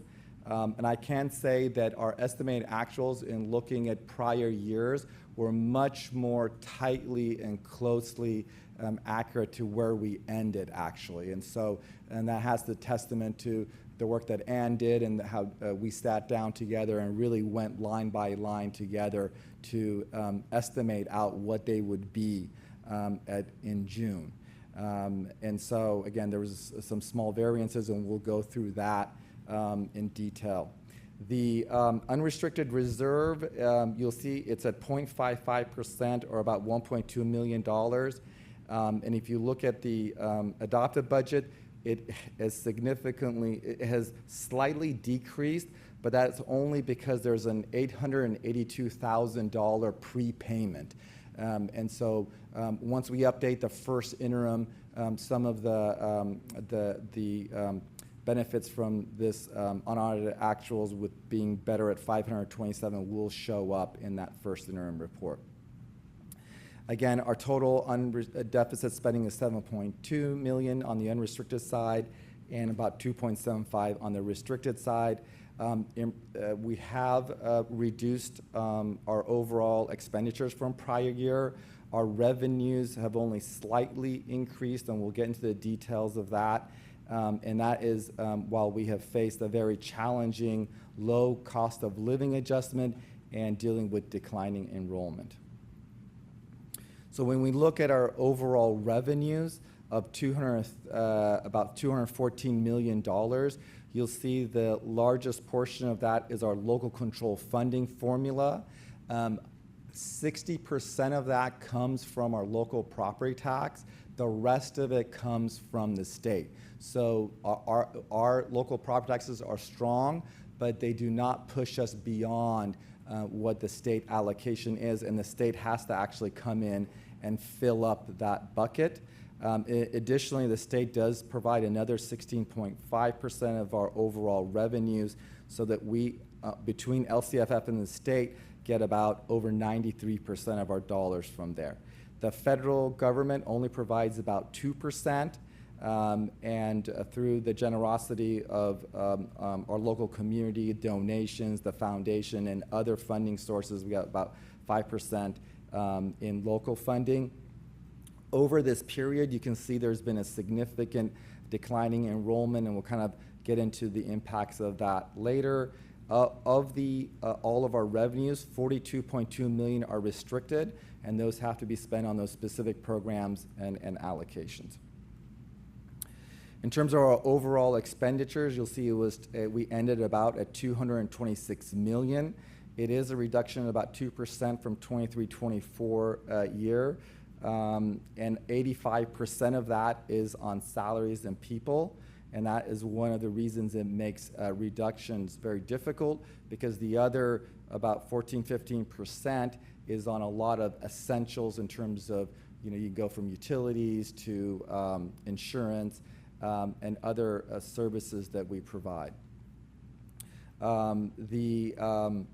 We have been making some reductions in books and supplies and services, and we go through the details of the variance report, you'll see that. I provided this. I haven't done this in the past, but I did want to show some of the historical data, and you can see here, let me get the red laser going, it's a little nicer. You can see our enrollment has been declining since prior to COVID. Our revenues, our total revenues, as you can see, have increased, but they have not increased at the rate they would have had our students been with us. And the total revenues contains a significant amount of one-time and restricted dollars. But what you will see between 23-24 and 24-25 is the decline in the LCFF unrestricted revenues, and that's significant for us. Total expenditures indicated decline this year, and our total unrestricted balance, we have been deficit spending prior to the pandemic. The 1 year we did not deficit spend was the year of the pandemic, and every year since then we have. We were hoping to start to moderate that deficit spending and bring it back to a balanced budget, but we were not able to do that in 24-25, and that's the work ahead of us in the coming year. You also see both on the restricted side, a significant amount of money came in from the state during the pandemic. We were required to spend those dollars in a prescribed amount of time, and we have been doing so. That has masked some of the financial stressors that had been on us, and so as those dollars leave, we are now facing the deficit spending, and you can see that the reserves have gone significantly down, and we have to make adjustments.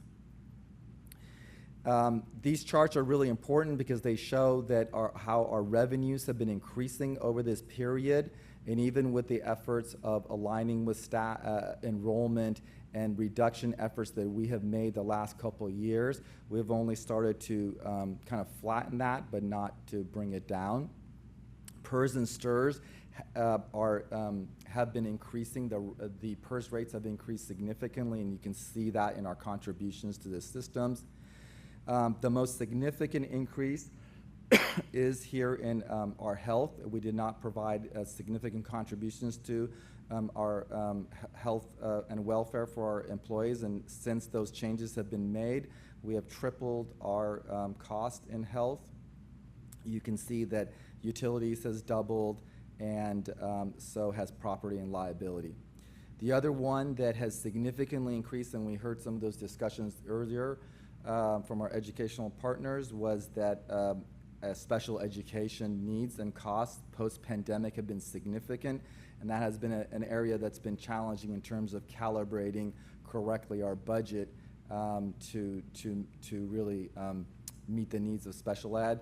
We are hopefully seeing that to flatten out in 24-25 and going to 25-26.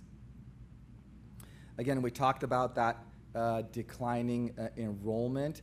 That over that period of time, that's $18 million of ongoing loss of funding. So that's very significant. Again, we have the one-time dollars that have also gone away. We have only one more bucket left, and those are allocated to the 25-26 school year.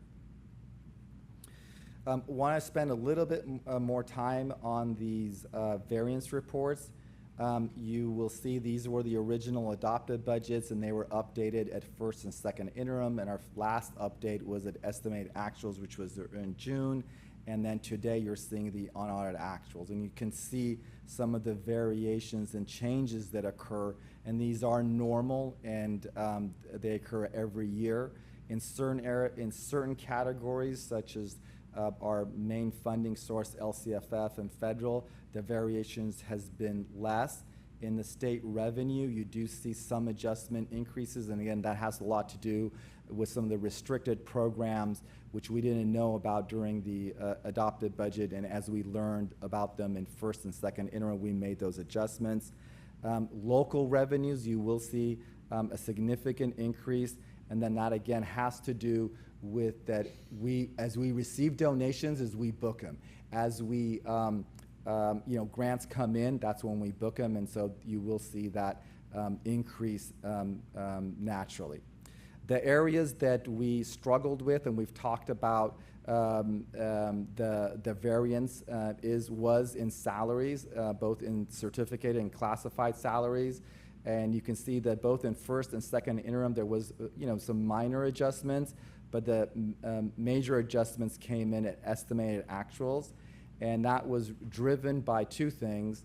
One, in developing the adopted budget, now that we've done some of the forensics, we're still working on it. We did not include in that original budget allocations for non-positional pay, and that's substitutes, hourlies, and stipends. And so that error carried through until it was caught at estimated actuals.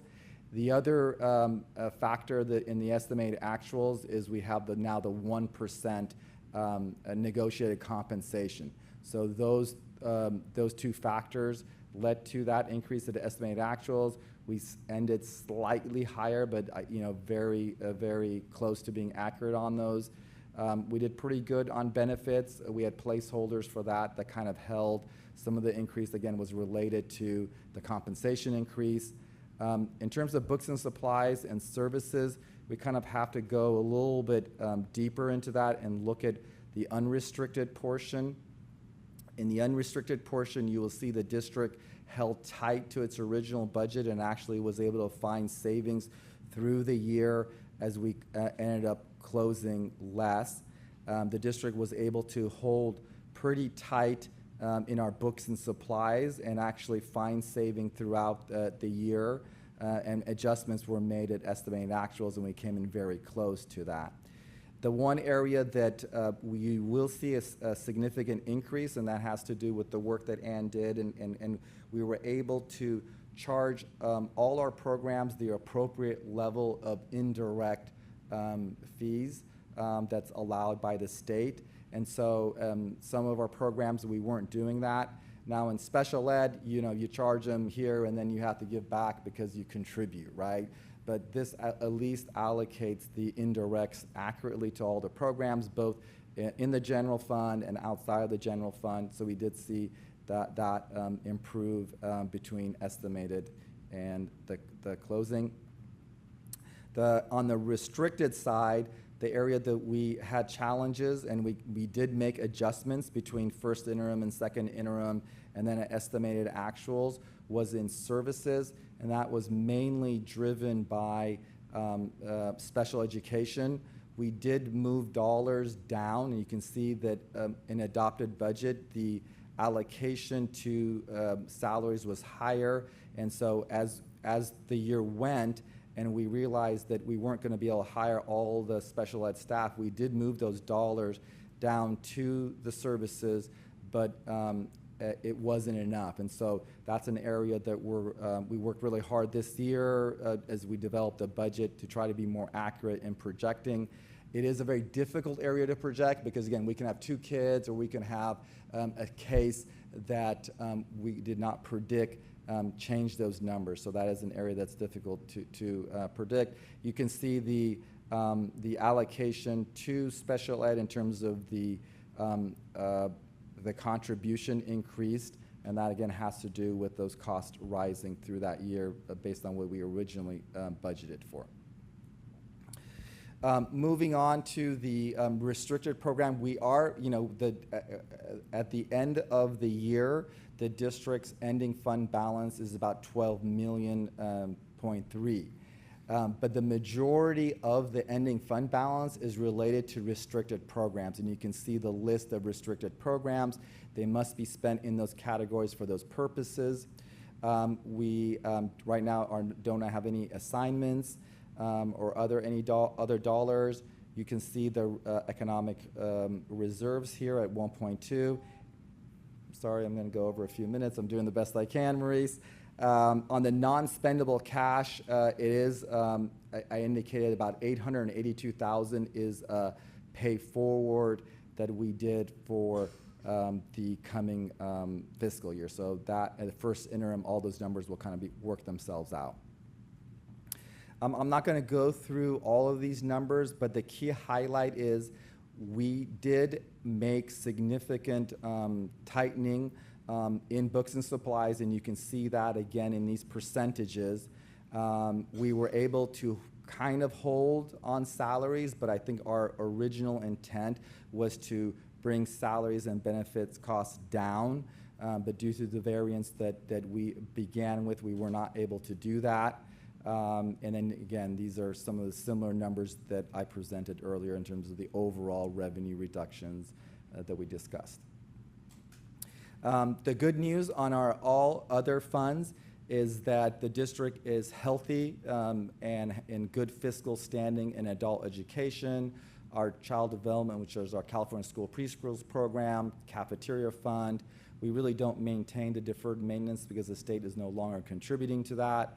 The bond program, the reason you see the significant increase is because of the recent bond sale. We're starting to collect more developer fees as we see projects occur in the city. Our other capital funds, and that does include the dollars from the recent fire, is healthy. Our Sycamore fund grew, and the reason that's at 37 million and you don't see the payoff is because that occurred in early July. Those dollars will be in the 25-26 unaudited actuals, and you can see that we're healthy in our enterprise funds in our retiree account. So the next steps for us is we will do the audit is in progress, and we'll bring those results back to you. We are engaging, and you'll hear a lot more on the work we're doing around reduction planning. We have a resolution tonight to shore up our reserves through the sale of property. And we will also be bringing a resolution to the board at the next board meeting, committing the district to fiscal solvency. That will be a condition of the approval of our adopted budget. So I don't think that letter has been finalized, but the county has indicated to us that our budget will be conditionally approved and based on certain actions. And a lot of the actions that we are taking tonight and have taken and will be taken is to meet our obligations for that conditional approval and to get our budget approved and to be in good fiscal order for the first interim. So with that, I'm happy to answer any questions. And how many minutes did I go over? 2 or 3? So next time I'm putting 20. 2, yeah, I told you. Yeah. 20. Next time I have to go 20. 2 minutes, 40 seconds. Okay. Not that he's timing you. Please ask 2 minutes and 47 seconds less questions. Thank you for being cognizant.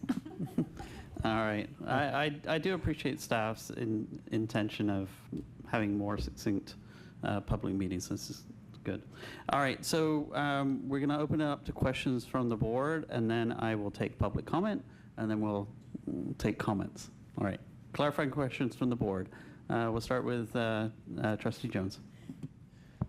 So my question is related to, because like you said, special education is kind of unpredictable and is very high. So I was wondering, we heard some of the issues from APT tonight exactly around those SPED concerns. So I was wondering, what are our plans to try and make sure that we are reducing or at least keeping the cost of SPED to consistency like you brought up?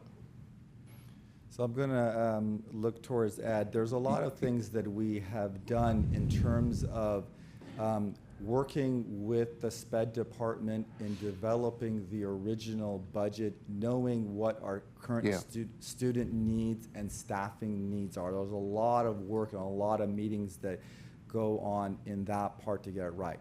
The other part of it is really meeting our obligations, but meeting them in a way that is effective, efficient, legal, and I know that Ed has worked closely with his team to kind of meet that, because that's where it begins. It begins at the beginning stage of how we plan for every student's needs. So Let me frame the discussion, Ed, and then you take it away. And I'm going to try to keep it really simple here. What the premise of special education really is to put students in the least restrictive environment, because what's best for children is being in a general education classroom. It's not being, we're having problems with a student, let's pull them out. That's not an economic factor. Could you try again? That's not an economic factor. It's a factor of, it is an economic factor, and it is a factor of what's best for the child to be connected and feel like they belong in the classroom.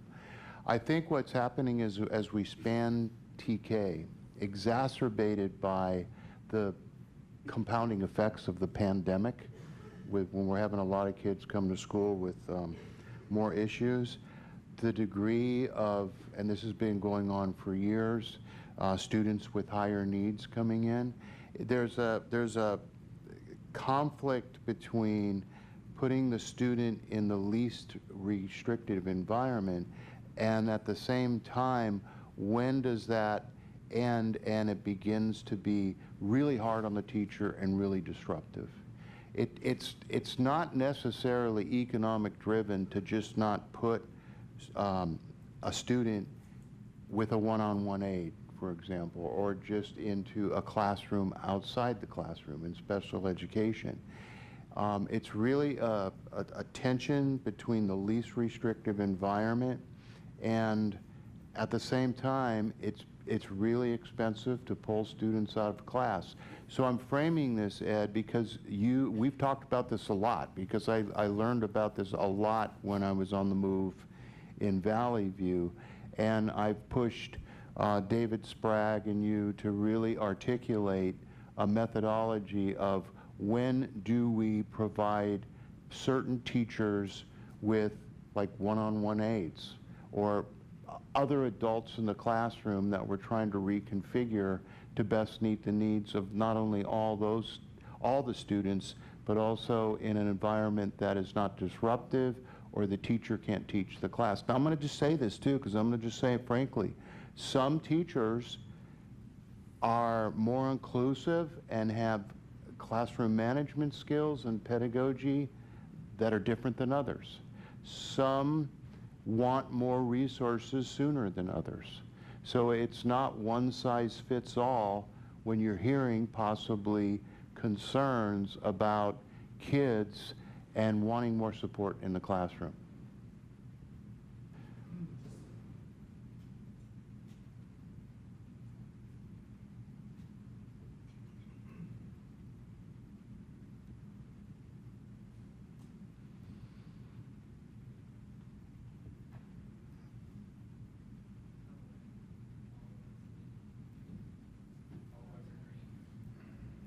I can speak.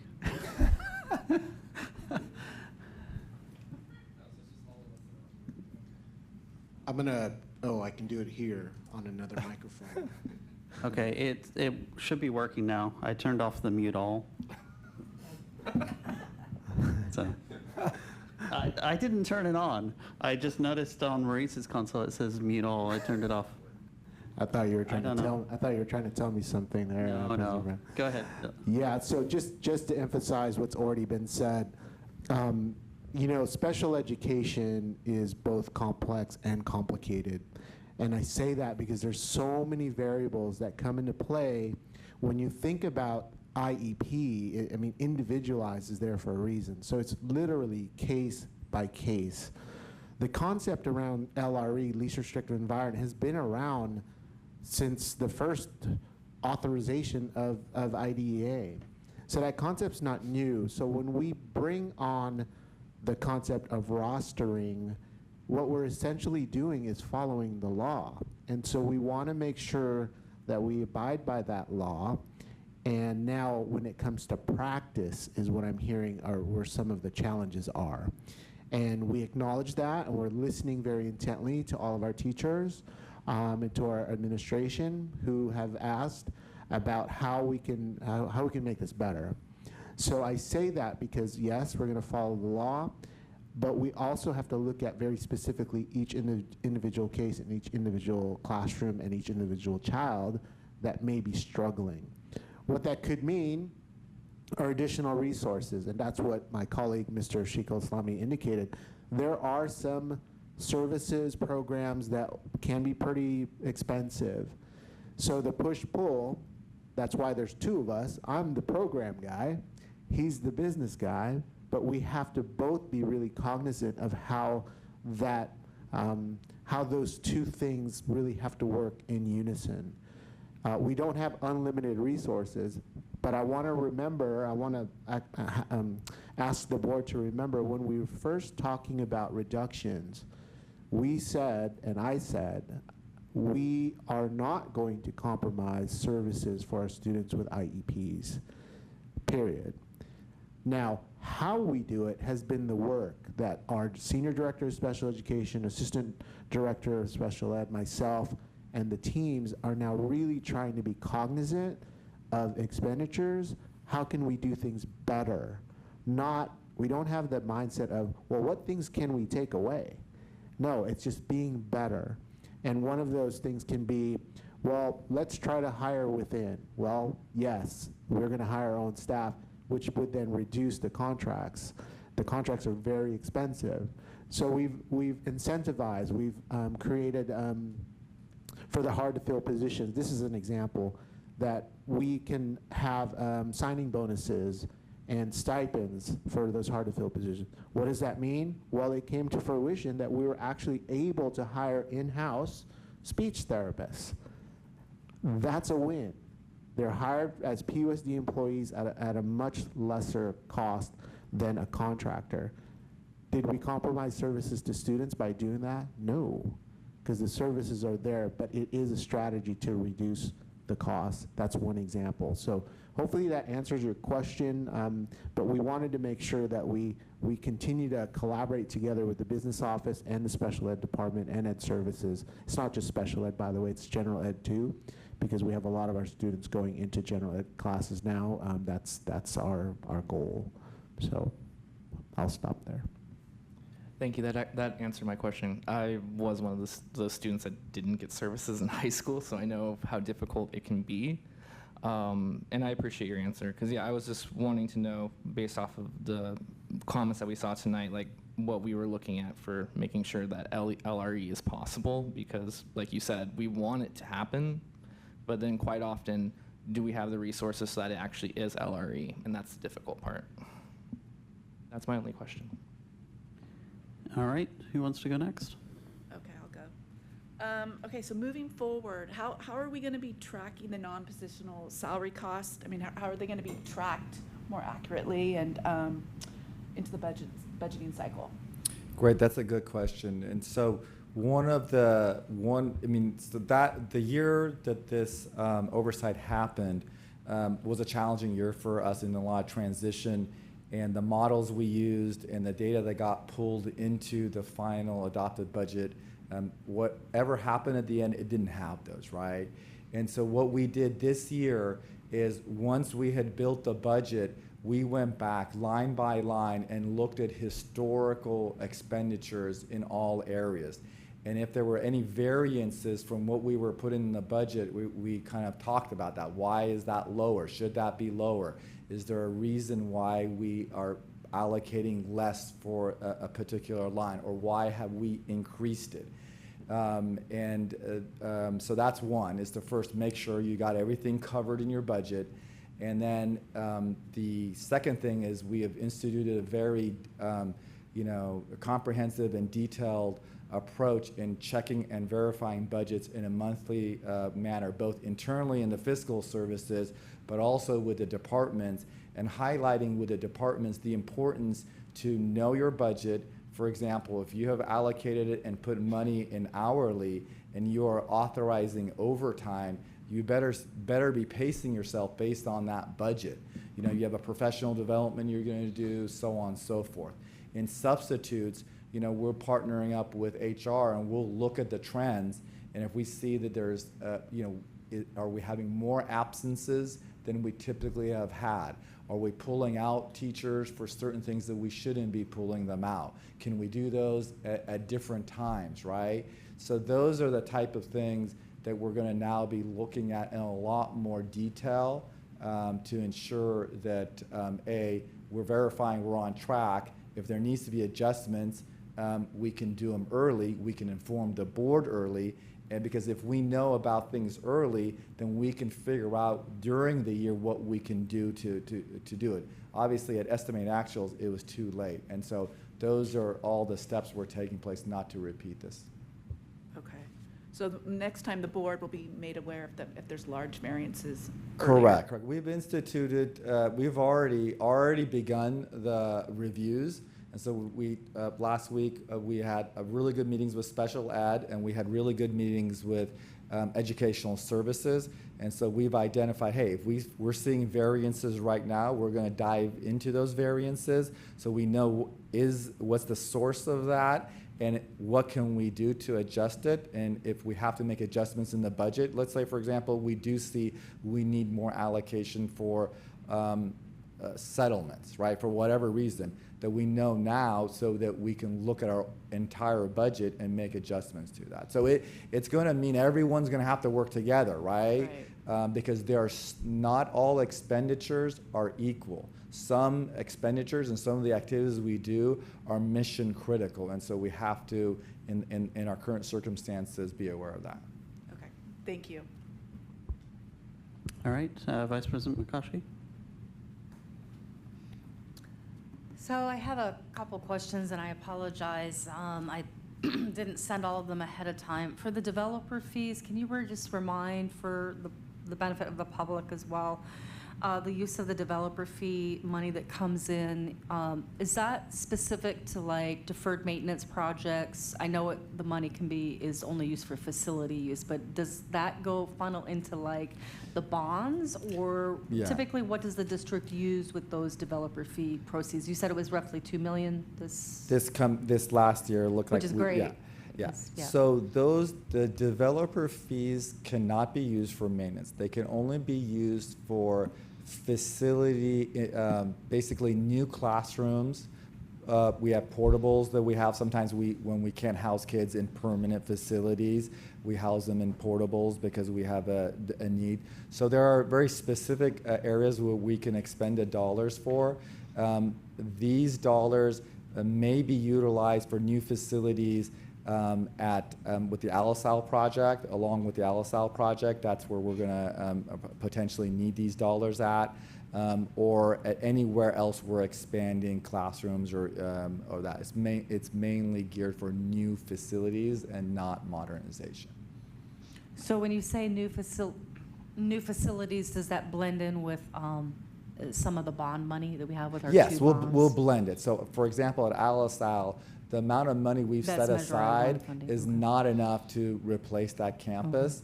And so it'll be blended in with these dollars to see how far we can get that campus replaced. Okay, thank you for that clarification. So I would like to ask this general question. I mentioned it earlier, that just in general, in some previous conversations that we've had, and then serving on the Budget Advisory Committee, I think it briefly came up as well. I know that there's variance challenges with other districts, so this is a follow-up ask that perhaps just to get a sense of how other districts deal with these different challenges with variance that may occur from like the interim to the actuals and all that, just to get that sense from the variance challenges that we've had this time.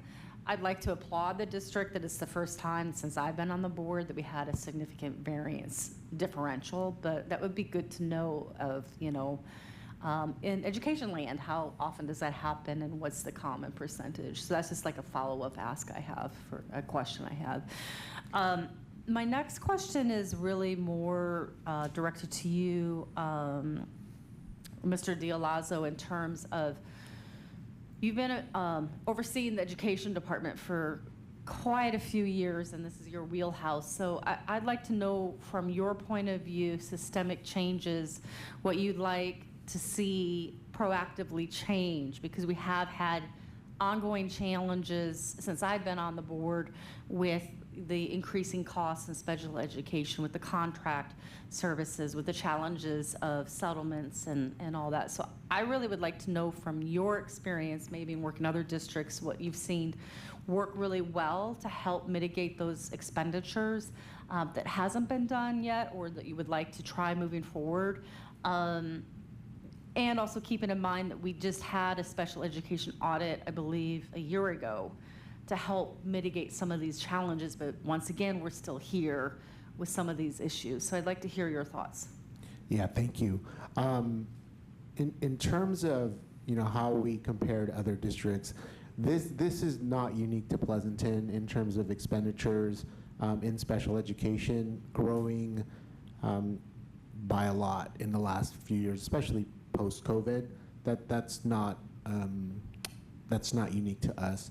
And so what we try to do in special education that help mitigate the cost is to provide services when they are identified, and also inform our parents as best as we can so that we lessen the due process hearing requests, is what you're speaking about, that lead to settlement agreements, is to do something before that. And it's alternative dispute resolution strategies, really getting our staff trained in IEP, how to run an IEP meeting, how to manage an IEP meeting, and then be proactive as best possible in terms of how we communicate with our parents in terms of the requirements of an IEP. That comes with professional development, that comes with teacher training, and also with administrative training. So we're trying to be proactive. This, again, is not new, but we are really trying to bear down the last couple of years to make sure that we are providing that appropriate professional development. Another thing that I was thinking about in terms of just funding for special education itself, and I didn't want to start with this, so I'll go second on this. It is just historically underfunded. And so these are mandates. Once a student is eligible for special education with an IEP, then a whole new other set of regulations and mandates and education code come into play. And so we just need to be really careful when we talk about, the over, it's not even overspending. We're just not funded. And I think my colleague, Mr. Sheikh Al-Islami, has indicated that funding is like 9% of the actual from federal, and then the state is something like 16%. Something, it's grossly underfunded. Would you comment on that, and then I'll continue? Yes, it is. The federal government does not meet its obligation. I believe that they are supposed to get to 30% of special ed. I mean, that is what the federal law says, that IDEA needs to be able to meet the needs of a district's 30%, then the state provides, and then there's a contribution. And I think you're right that the federal portion of it, I'm just trying to think, the overall cost is about close to 40 million something, and the feds give us about 3 million. So if someone can do the quick math, what's 3 divided by 40? So they are woefully under their 30%. And the state does not meet its, they've done, so the advocacy right now should be at the state level. We need to fund special education better, and really try to get teachers to go into this field, paraprofessionals to go into this field, because that is also a problem not only that we face every school district. So the data that I showed you it aligns exactly with every other school district in the state of California. We're all in that boat right now. So I wanted to add, thank you, Mr. Sheikh Al-Islami. when we compare with other districts, I would say I've looked at the numbers in recent years in comparison to like districts and also districts in Alameda County. And our district contribution here in Pleasanton is actually either in the middle or kind of below the middle in terms of how much we contribute to special ed. And that's what he's talking about. Because we're so, we're underfunded, districts have to have this district contribution to special ed. That's what we're talking about here. And so he just mentioned that amount. I would think that ours, in terms of, at least in this county that I've looked at in previous years, we're not at the top, far from it, in terms of what our district contribution is to special education. That tells me that we are providing the programs and services to our students. We're not compromising those services, and we are actually doing a pretty good job of mitigating expenditures. I think the other piece is that I believe I provided information to the board either in the spring or in a board update of our expenses with due process hearings has actually decreased. And the number of settlement agreements decreased last year. I mean, there's a time that it was increasing, and I can revisit that and send that to you. Meaning, my point being that I think our alternative dispute resolution, training our staff, training our principals, our vice principals who run IEP meetings, really listening to parents, identifying student needs, providing the appropriate services. Like I said, it's complex and complicated. There's so many variables involved with each individual IEP. It's hard to pinpoint, but holistically, there are some opportunities here to mitigate costs while not compromising services. Okay, thank you. That was very thoughtful. I guess my follow-up point would be is that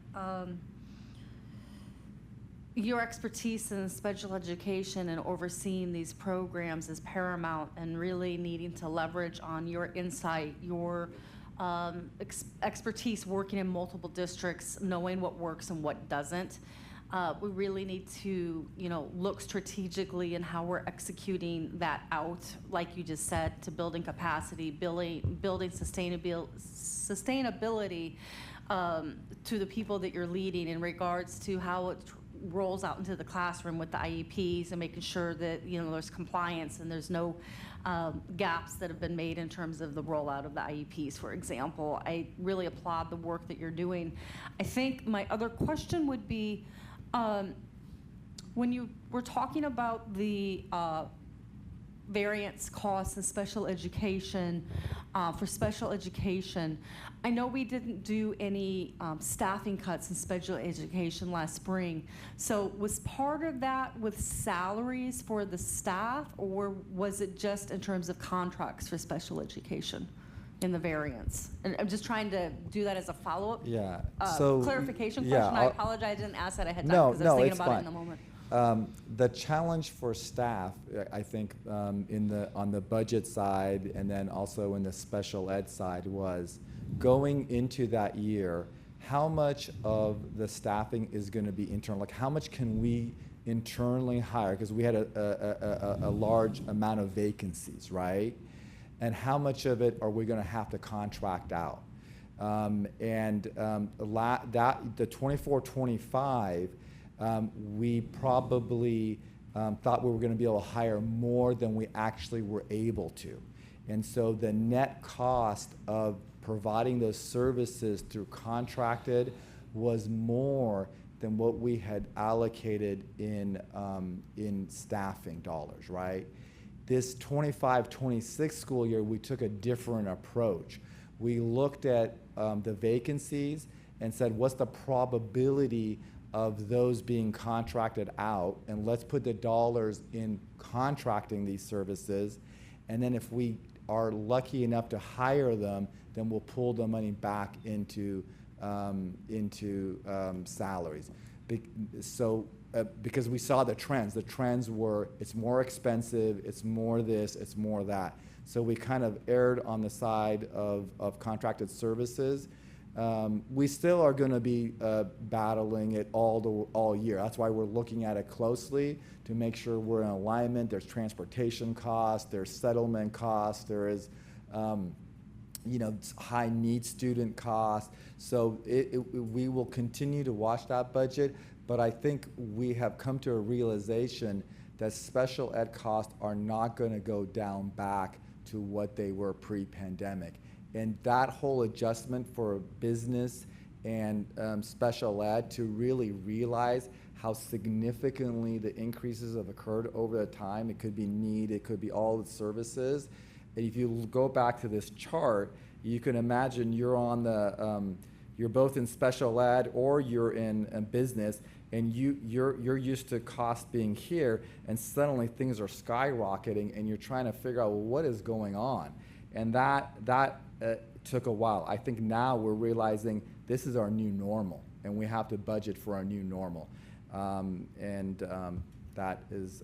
was some of the struggles. Okay, thank you. Those are my questions for right now. Thank you. All right. I'll try to keep it to just financial questions. Sure. So what is, on chart 6, what is the difference between unrestricted ending fund balance and then the total unrestricted reserve? You gotta tell me, which one is chart 6? It says 6 of 16. Oh, okay. Is it this guy right here? Historical data. Up. Historical data. Maybe this one, historical data. Nope. No? I guess your slide numbers aren't showing. So. But I know, I think I know what you're. It's the one before your charts with the lines. Before, okay. This one? That one. Okay. So the reason the ending fund balance is different than our reserves is we may have things in transaction that we have to take out of the ending fund balance. I believe there are warehouse items. Stores, transactions in process. You had mentioned Yeah. prepaid. The big one here that's pulling that one to 1.2 is a prepayment of $882,000 to the PARs. And so that's a 25-26 payment that we had budgeted in 25-26, but we paid it in 24-25. So it counts against us for this fiscal year, but once we get into the first interim, it'll all be corrected, right? Because we will not have made that Because payment. it's already come out of the Yes. unrestricted fund balance. Okay, those things obviously affect the reserve percentage, so I just wanted to understand the mechanics. Yes. Okay. And then I'm struggling a little bit in terms of what is the best table to be looking at to pinpoint the unexpected variance that we had for this school year? Is it the variance report unrestricted and restricted? Is it the variance report for the unrestricted? Well, I would start. Pick one. Yeah, I would start. I mean, always start with both of them. Okay. And then once we identify, then you can kind of like Right. hone in on it. So the delta income minus expenses and transfers changed by 5.2 million. Is that? So these percentages are only looking at the variance I'm not looking between. at the percentages. Look at the variance report unrestricted. I'm looking at the. Yeah. Okay. So if I'm looking at the bottom where it says ending fund balance 10.5 versus 15. 10.5. Okay, on we're the really struggling on the to be on the same combined on the slide. combined Yeah, or yeah. Stay on that slide. Estimated. Okay, so second interim to estimated actuals, right? Yes. So we went from 15 to 10 to 12, right? Correct. Okay, so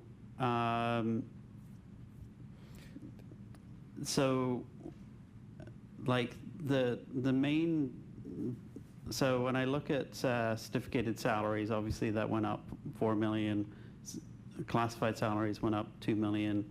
Employee benefits stayed about the same. Books and supplies was a positive variance. And then services and operating expenses went up 2 million. Is the increase in the services and operating expenses to the 27 million, is that where I'm seeing the main miss in terms of tracking our expenses? So you're very close. So the main miss that I would say in services and operating, we were tracking it's increasing, and we were adjusting the budget to the best we could to identify that increase, right? But where you see that we did not track and we did not make the appropriate adjustments is in your salaries, both certificated and classified, because you can see that we had made adjustments, but those adjustments. Isn't that just settling the contract? No, that includes the contract settlement. There's about 1.3 million of that in contract settlement, right? But it also includes that we didn't have the substitutes and the hourly, so that's a plus. The increase in the compensation's a plus, but the district throughout this time was also did strategic attrition, right? So we were also reducing cost in salaries as well. And then when you kind of go a little deeper into, you look at the unrestricted and the restricted, you will also see that on the restricted side, we actually did decrease, right? But that includes the 1%, it includes the miss on the substitutes. So that's what that tells me is we also were moving monies from salaries to the services because of that, because of how we were budgeting for more special ed positions being filled internally versus what actually was.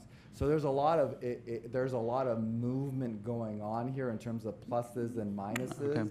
But the net is that had we accounted for it early on, or what we would know, we would have been in this fiscal position earlier. We would have kind of been discussing this last year at this time and making probably some different decisions. Okay, so this one that you're showing, I think, is the most meaningful one then. So you're saying the certificated salaries went from, only had like 100,000 variance, and some of that's going to be the salary settlement, but you would have expected the services and operating expenses for the third-party services in substitute of what we had budgeted on certificated salaries is showing up in the 13.4 to 16.0. Yes. Is that correct? Yeah. Okay. I just, and hence the expenditure increase of 3 million there. Okay, all right. So, yeah, so net is certificated salaries essentially goes down, but then the third-party costs went up. Correct. So that's why it's kind of hard to pinpoint a particular number. Okay, all right. Those are all my questions. Trustee Gershik, any questions? Okay. All right, I'm going to formally open up public comment on this item at this time. Don't all rush. All right, not seeing any public comment. Close public comment and turn it back to the board for any other follow-up questions or comments. I'm not going to roll call. Whoever wants to speak can. So I appreciate you showing me these new numbers, because this is actually going to impact something I bring up when we get to item G. So I appreciate the support. Thank you for the work that you guys did, and it's changing the questions I'm going to ask later. What I do want to say, and I've brought it up before, is we are in a better position than we were earlier. At the beginning of summer, we were very much in the negative. There was that feeling of doom and gloom, and I said back then that things tend to get better over summer. And as we've seen, and you've gone through the budget, things have. We went from a 0.07 to a 0.5, which is a lot more positive than we were. It's not ideal, but it's a lot better. And so I appreciate the work that you've done to get us into a financially more stable position, and it's giving us some more room to work with solutions for this. Okay, any other comments? Go ahead. I just want to say, I mean, I appreciate the thorough explanation of the variants, particularly those around the non-positional salary costs and the special education costs. And it's clear that you caught some very significant oversights, and we're addressing them, and I appreciate it. And so thank you for your transparency. Anyone else? So I wanted to just appreciate the time, multiple times to have conversations to talk about it's an ongoing conversation with these budget challenges. I do think it's important to state, I really appreciate the hard work that the district and the teams and staff within the district in terms of going through a very thoughtful, reflective process. I do think it's important to reiterate that we are in a difficult spot. You just heard 3 trustees ask and kind of come to the conclusion in 3 different ways that we have certainly a challenge in terms of staffing expenditures, special education expenditures, PARs, some of the other increasing costs, the deficit spending, which I can appreciate. Ahmad, you have been very upfront since once again, Trustee Carry-On is not here tonight, but since 2020, when she and I came on the board, you were telling us then that we're deficit spending and we need to look systemically because the 2025-26 school year is where we're going to really see some of these ripple effects, and here we are.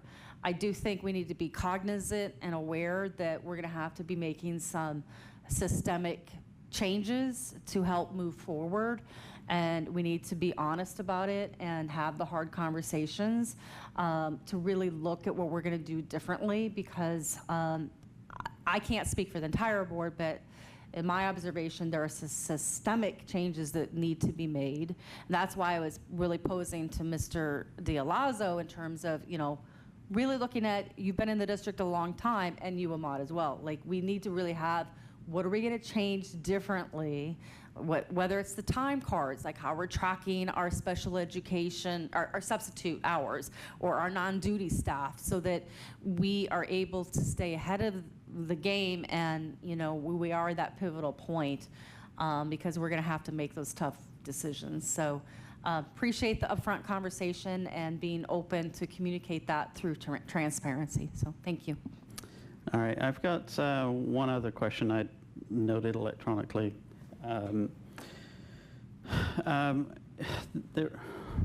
There was one chart that you showed that showed the other local revenue, and the comment that you made was that the money gets booked. The one that, yes, that one, perfect. We budgeted 5.2 million. The first interim was 6.2, then 7.3, and 10 point, and we ended at 11.2. That's a $6 million change. And I recognize the fact that you say you can't really book it until you got it in your pocket, right? But a $6 million change is quite a lot. So when I'm thinking about the current school year and the next 2, I'm looking at my 3-year budget, are we going to see a same $6 million increase? Like, is our gap really 8 to 9 million, or is it less than that? Because if in 2024, 2025, we budgeted for 5.2 and we ended up with 11.2, then what do we? So that's it's a very good question and good observation. If those revenues were coming in unrestricted, then I would say, it would make a significant difference. Most of those increased revenues through donations and or some local grants are restricted dollars. So for example, Amos, I don't know, he's not here anymore, picked up the Golden State Pathways grant, $1.8 million.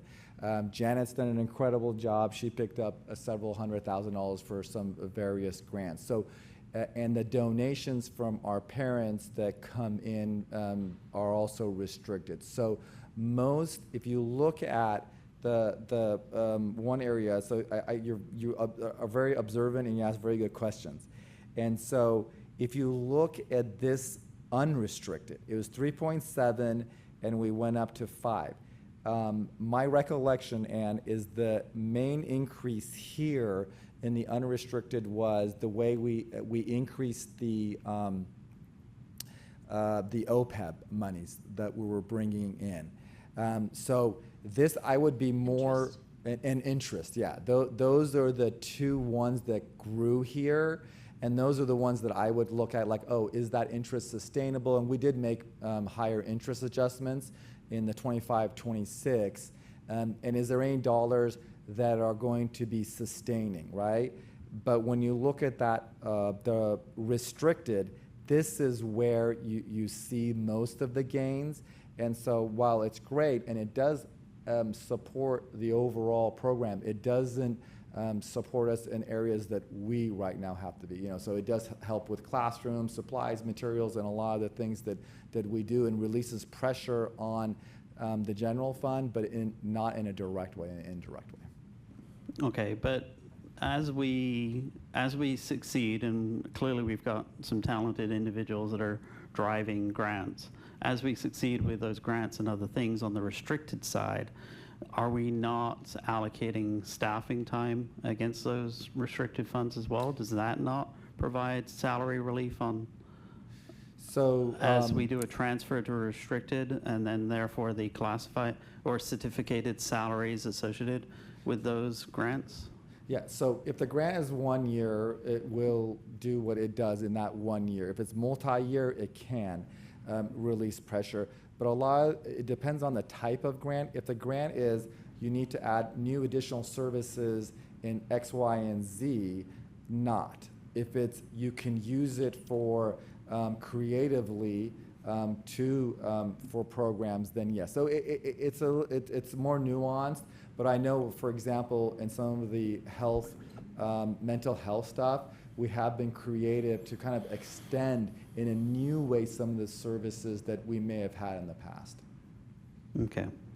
And then sort of follow-on question then, like, should we be targeting grants that allow us to do that type of? Yes, and I know that the team. I mean, I think that's what we've been doing, especially student services and ed services has been targeting, and we've been successful. All right, thank you very much for the explanation. Adds a lot of clarity to me. All right, great job. Thank you very much. This was listed as an action item, so do we have to adopt the unaudited actuals as a board? Okay, so I'm looking for an action. So moved. I didn't action it. I'm just kidding. All right. All right. Trustee McCaughey, action. Yes. Trustee Jones seconded. And preferential vote? Aye. Aye. Aye. Aye. And aye for myself. That's unanimous. All right. We'll move on to another exciting topic. Resolution 2025-2026.10 for GAN appropriations limit for 2024, 2025, and 2025-2026. Thank you. So this, as you say, exciting. It comes before us every year. We have to bring this every year to calculate our prior year annual spending limits, called the GAN limits, and our projected 25-26 spending limits. This came from Prop 4 in 1979 to limit government spending from state and local public agencies. We're following Ed Code. We do meet the limits, and we're asking for approval, and we'll take any questions. Any questions? All right, hearing no questions, I'm opening this up for public comment. Anyone for public comment on this item? If not, I will close public comment on this item, and I'm looking for any questions, comments, or a motion then. Go ahead. I just wanted to thank staff for putting this together. I know there's a lot of work behind this, even though it's like a simple document, but it, I don't even want to ask how many hours put behind the scenes to put this together, so just thank you. I'll just say that Saks Web makes it much easier in the last few years. All right, I'm looking for a motion. I motion that we approve resolution number 2526.10 for the GAN appropriations limit for 24-25 and the projected limit for 25-26. I'll second. All right, first and seconded. On these financial ones, is the student trustee? Okay, all right. Preferential vote? Aye. Aye. Aye. Aye. An aye for myself. That's another unanimous. We'll move on to item E. Report discussion on the Budget Advisory Committee report and update. That's me.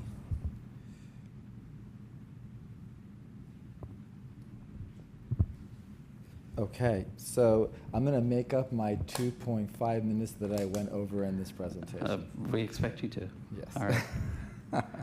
So can you deduct a couple minutes, please, Anita? Thank you.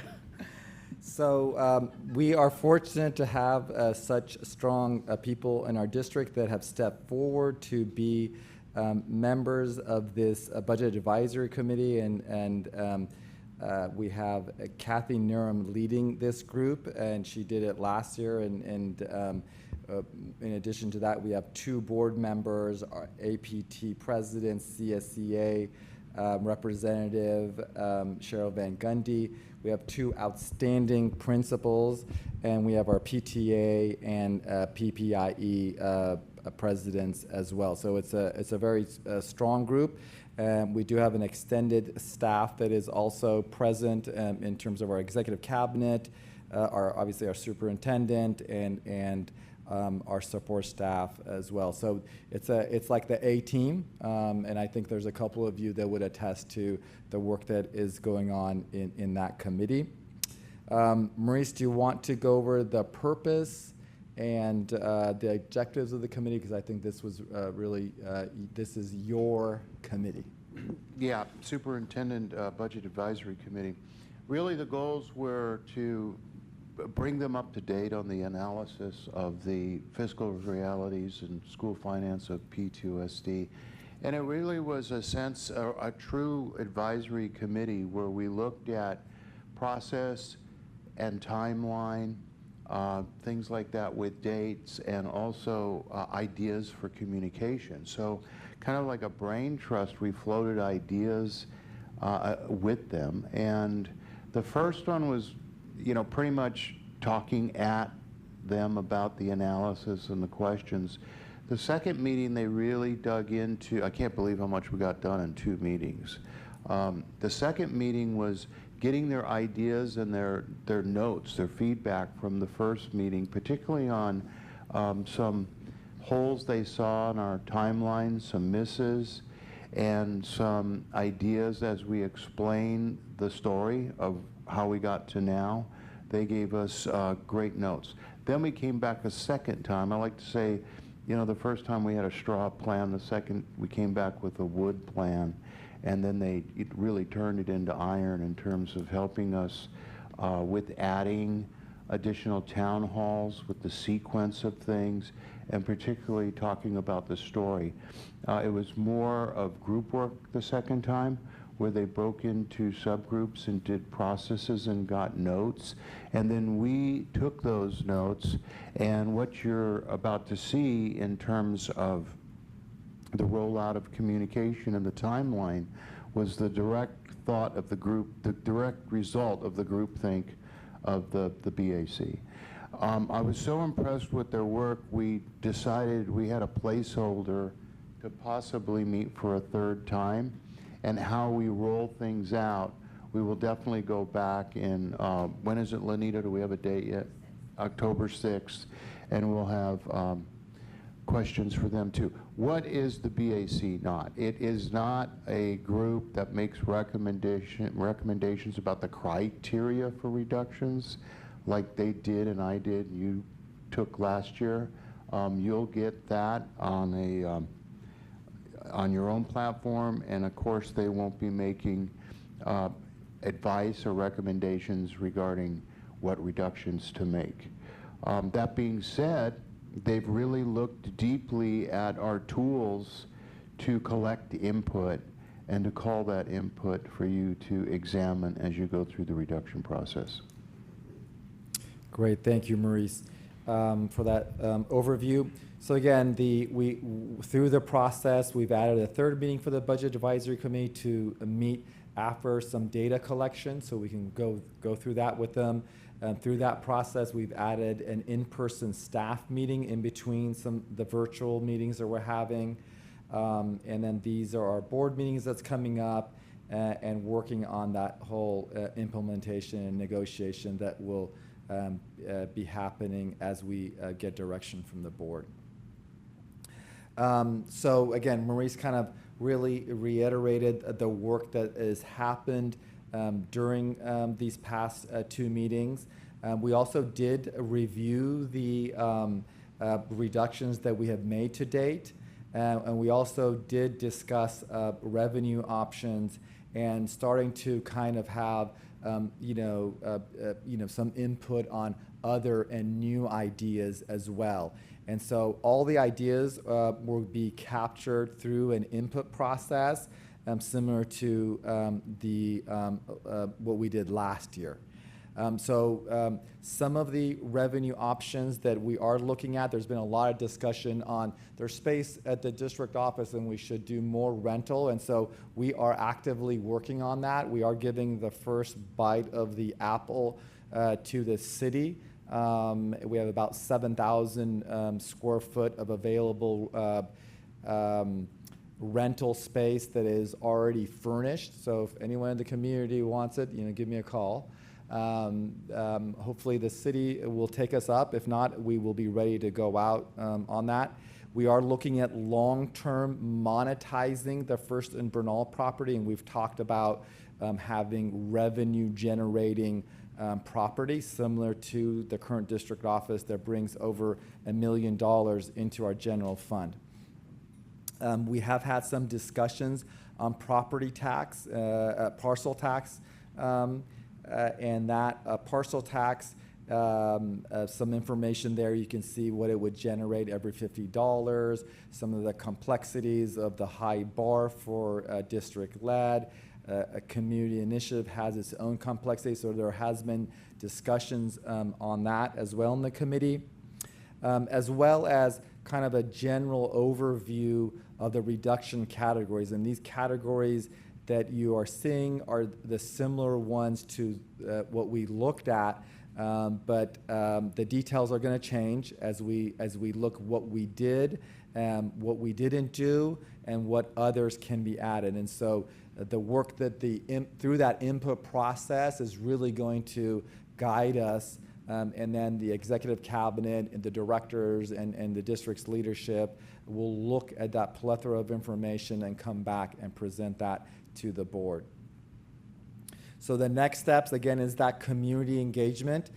So the district does have a dedicated web page with all of this information residing on there.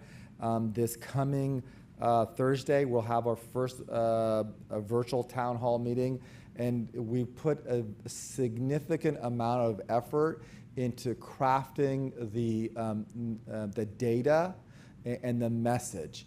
And I think it will really clarify a lot of kind of ambiguities and misunderstandings, and it will really highlight some of the long-term challenges that we face. Additionally, we'll continue that and allow staff to ask questions in person, a follow-up in person with anyone in the community, and then we go into that dedicated board meetings.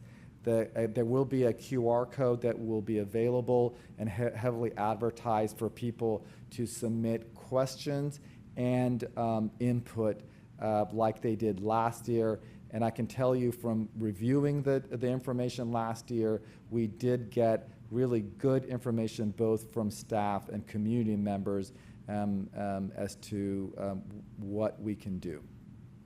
So again, the next steps is we will reconvene on October 6th, and they will help us in support and preparing for our October 16th board meeting. So six extra minutes. Well, I think you're net 4.5. Thanks. All right. Thank you. Any clarifying questions from the board? Go ahead, Trustee Jones. What are the conversations that we've had with our labor partners about what they need in order to be on board with this parcel tax? Because I know we've potentially run into issues in the past and currently. So I'm going to allow our superintendent, I know he probably would like to address that question.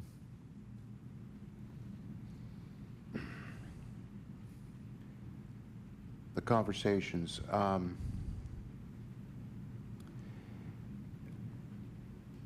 We've asked them, whether they'd be supportive of it, and we've gone to them with overtures of collaboration, and really, I think it would be more sound to directly have them speak about what their intentions are. I don't want to speak for them. Okay. Thank you. My next question, can you scroll to the list of suggestions? I think it's slide 7, so 2 back there. My question is, so it's concern as well is that we have things on this list, I feel like, that either the board or the community in the past has made very clear and has come out swinging very hard about not a chance ever of these happening. And so I was just wondering, would it make more sense for some of these to not even show up? For example, potentially the ones under like mental health, or like, where was the other one?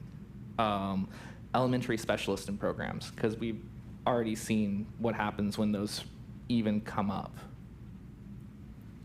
I'll take that one, Ahmad. Sure. What we want to do is give you all the options possible. And we feel like if staff started just arbitrarily taking things off, we could, based on your weighted measures.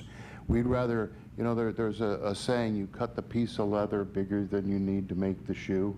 So we want to give you everything, and then you can revisit the criteria of what the list is, and then you can eliminate things pretty much like the methodology you did last year. I think for staff to take anything off the table would preclude your reasoning and your public discussion about deleting something. It would also create kind of a fresh start for everybody to provide input on and not be presumptuous. All right, I understand where that is coming from, but like my immediate example is when we were basically saying we might cut the music programs, and everyone and their family, their cousins, their uncles, they all came out here to speak, and for one of the whole meetings almost at one point, when we all knew full well that we were not going to allow something like that to be cut. And so that is my concern of time efficiency for the people who take the time to come to these types of meetings, and then also the practicality, or I guess the pragmatism of, are we actually doing that? That is a very good point, Trustee Jones, and we will take that in consideration. I mean, the challenge we have is when we looked at the list last year, it was $10 to $12 million. We went 6.2, and now we got to go 8 to 9 again. But we will definitely be cognizant of those outliers that, we don't want any, not to sound contrary, we don't want things that we don't intend for you to look at because they're just too vital. Does that make sense? Yeah, thank you. I appreciate it. I think what's exacerbating is the size of what we have to do. And one thing, as your superintendent, I'm struggling on, and I talked about it with teachers today at Foothill, is the specter of closing a school. And if I say that, it's like, people just gasp right now. We need to do the financial analysis, and if we don't put it on, at least we need to be to explain clearly why we didn't put it on the list, because people are going to ask. It's just a natural thing to ask. And with schools, and I'm not going to get into it now, you have to look at economies of scale, the potential for renting it out, the political ramifications of having an empty school. So we got to think about those things too. Thank you. That answered my 2 questions. I appreciate it. Okay, Trustee Walker? Okay, going back to the parcel tax, and I know we discussed this at a prior meeting, but the timing of it, was there any discussion? Are you gonna go for a special election? The June 2026, is that what you're aiming for? I was just curious because you think that you would go for that June 26 Yes, that's timing? actually a very good question, and I think that one of the, Maurice, and you can speak to this, we have to have certain things lined up, you know, in support of the unions, consistent support from the board. And to be able to hit some of those timelines, as you indicated, we need to, you know, if it's going to be a district-led initiative, we have, if we want to get to the earlier ones, it's going to be a December decision. If it's going to be to the, I believe there's 3, there's April, May, and June, right? April would need a December board action, the May would need a January board action, and I believe the June could be done in February, just the timeline of it. Okay. And so the most important thing, in addition to kind of like, you know, the strategy behind, like, is it, you know, better to go in special and the cost of that, those prerequisites have to be there to be able to make that commitment, because it's a big commitment and requires a significant effort on the organization and those who support the organization. And then obviously the community-led initiative is really outside of our abilities. We can definitely collaborate and provide input to the community leaders who would take that, but it requires a significant amount of effort to go with the city, because it's really a citywide initiative, and it has its own complications.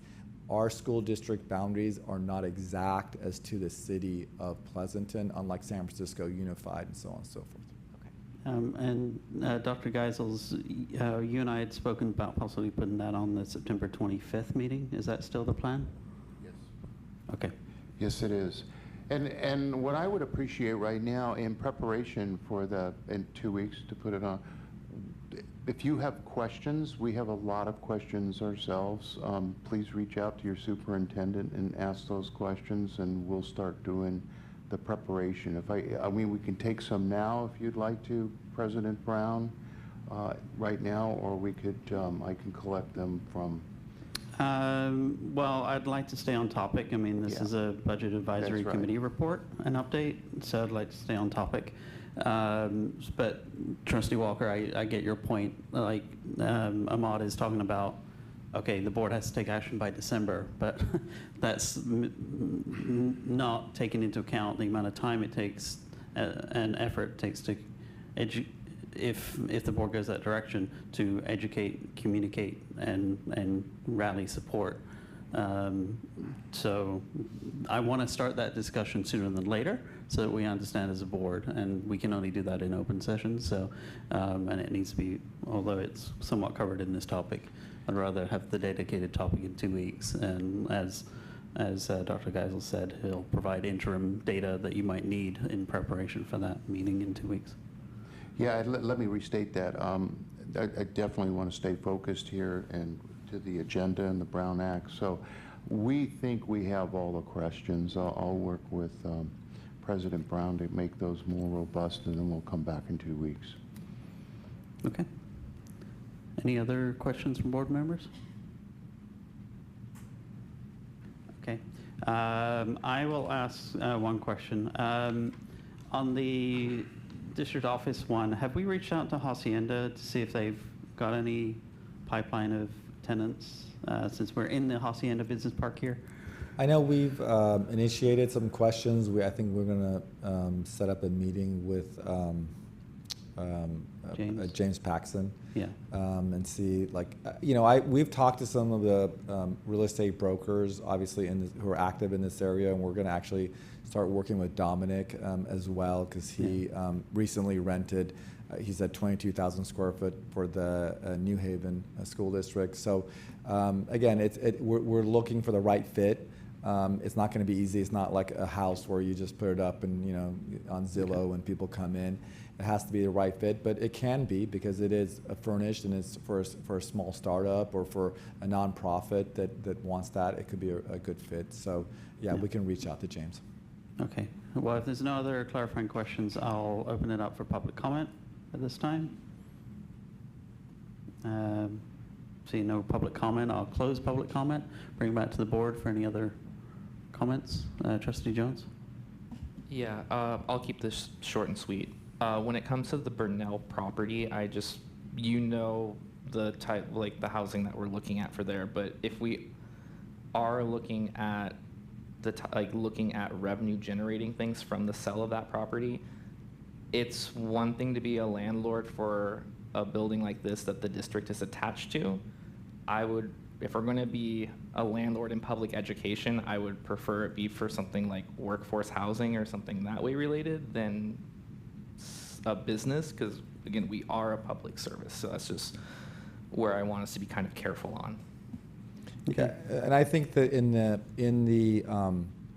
when we did the board workshop, that was kind of what we were geared for, because we said if we could pick up a residential apartment complex, it could be the dual function of allocating a certain amount for workforce housing. That it gives the district greater flexibility, because they can be in control whatever their parameters are going to be, and so on and so forth.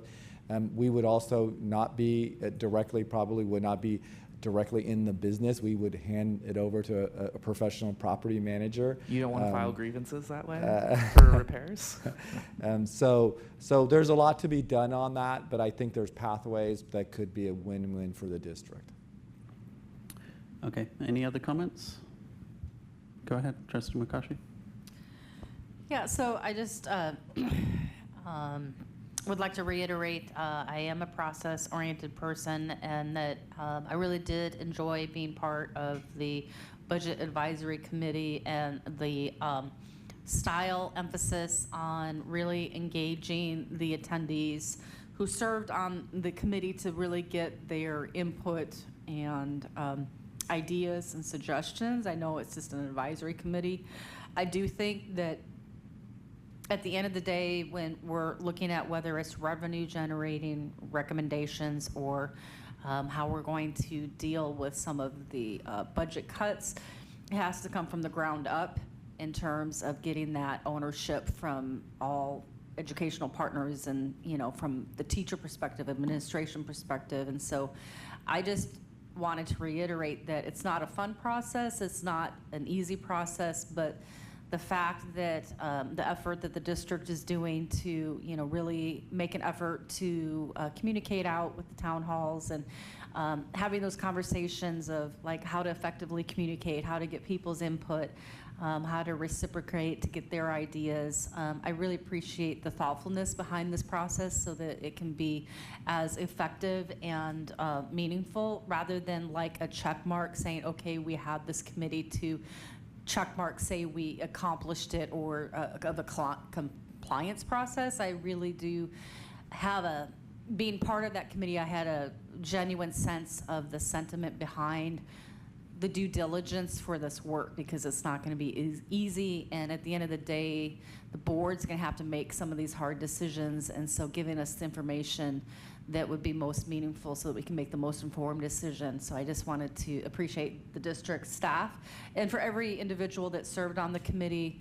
I thought it was a well thought out process, and it's not even done yet, but so just thank you.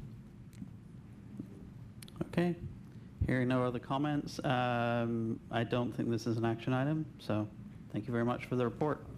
All right, we'll move on to the Proposition 28 Annual Report. This is coming back from the last meeting where the board requested the site level detail, since Proposition 28 is allocated to the sites, and the site leaders, i.e. the principals and their site team, get to make the decisions on how the money is spent. So I appreciate you guys bringing it back and the level of detail that you have here, and I will turn it over to you to present. Yes. Thank you. Thank you, President Brown, and thank you for the opportunity to bring back this item. This is an action item, as you said. What we provided that's new, we're not going to go over the annual report presentation, but there are 2 documents there as exhibits that are item Exhibit A and Exhibit B.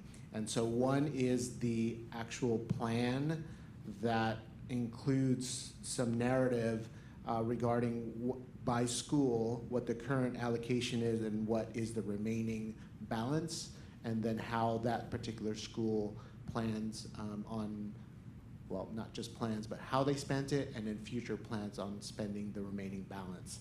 So that's that first document. And then the other document is more of a spreadsheet look.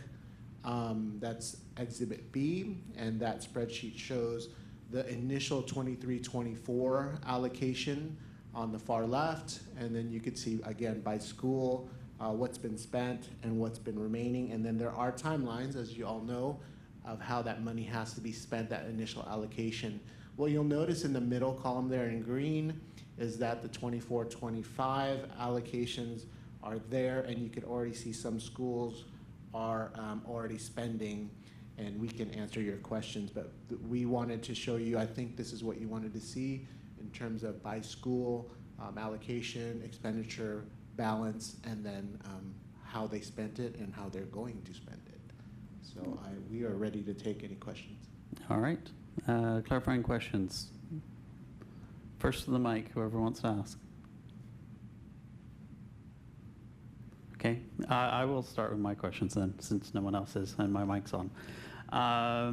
So thank you very much for the detail. As you said, you've got it on a per site basis. I'm going to start with the district office. Why is the district office allocated funds?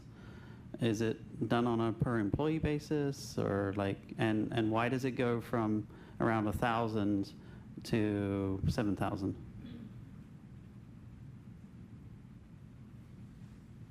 The district office funds, those are estimated allocations. So I think those are capturing possible NPS students that are enrolled. So it's just capturing administrative costs, 1% administrative costs. So those go to coordinating release time when we're doing plans and things like that. Okay, but I don't see any plan to spend any of that money, and like at 25-26, it's 7,000. I mean, 7,000 is 7,000, but like, is there a plan to spend that? Yeah, those are the expenses actually hit for the 23-24 after that fiscal end. So that 23-24's pretty much already been spent. It just hasn't. It's been encumbered. It just hasn't appeared on the sheet yet because it happened after the close of the books for that.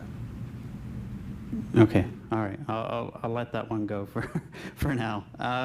It's just part of the state allocation that the district as a whole gets, that little piece.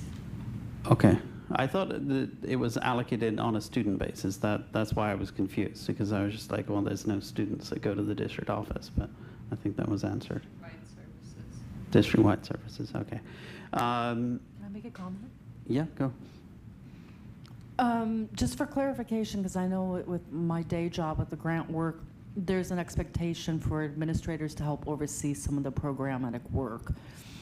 So I guess my question would be, under district office, does that refer to like administrator oversight for the programs? You know what I'm saying? Like, you know, you have like a principal on site. Yeah, this Or money like a would- district curriculum person, I guess. This money was used to provide SDR and planning time for our teachers to gather input and ideas around Prop 28. So is the PD time at the district office? It was actually This during- SDR during hour? the Summer Institute session. Oh, okay. So let me clarify what you're saying. So it was time for district staff to come in to put the curriculum together for the Prop 28 programs or something of that sort? It was time for teachers to come in, receive staff development reform payment to provide input into the best ways that we can supplement our programs in our secondary schools. Okay, that makes sense. Okay, thank you. Okay, my next, and this is the main question, like when I look at this table, and I'm going to pick a random school. So Vintage Hills Elementary, right? 23-24 allocation, 61,000. We've spent presumably $20,249 of the 23-24 allocation. And there's a 24-25 allocation, which I assume is the money that's allocated to that site from the 24-25 monies, correct? That's what allocation means. How do I see the spending plan to know that the 41,000 that remains from 23-24 that has to be spent by June of 2026 is going to be spent? How do I know that? The other document exhibit on there shows the spending plan. So in this particular case, Vintage Hills, for example, they have a classified art staff at a 0.8 FTE. So the spreadsheet that you're looking at on the screen right now is actual expenditures from 24-25. So that's what's been spent to date as of close of books in 24-25.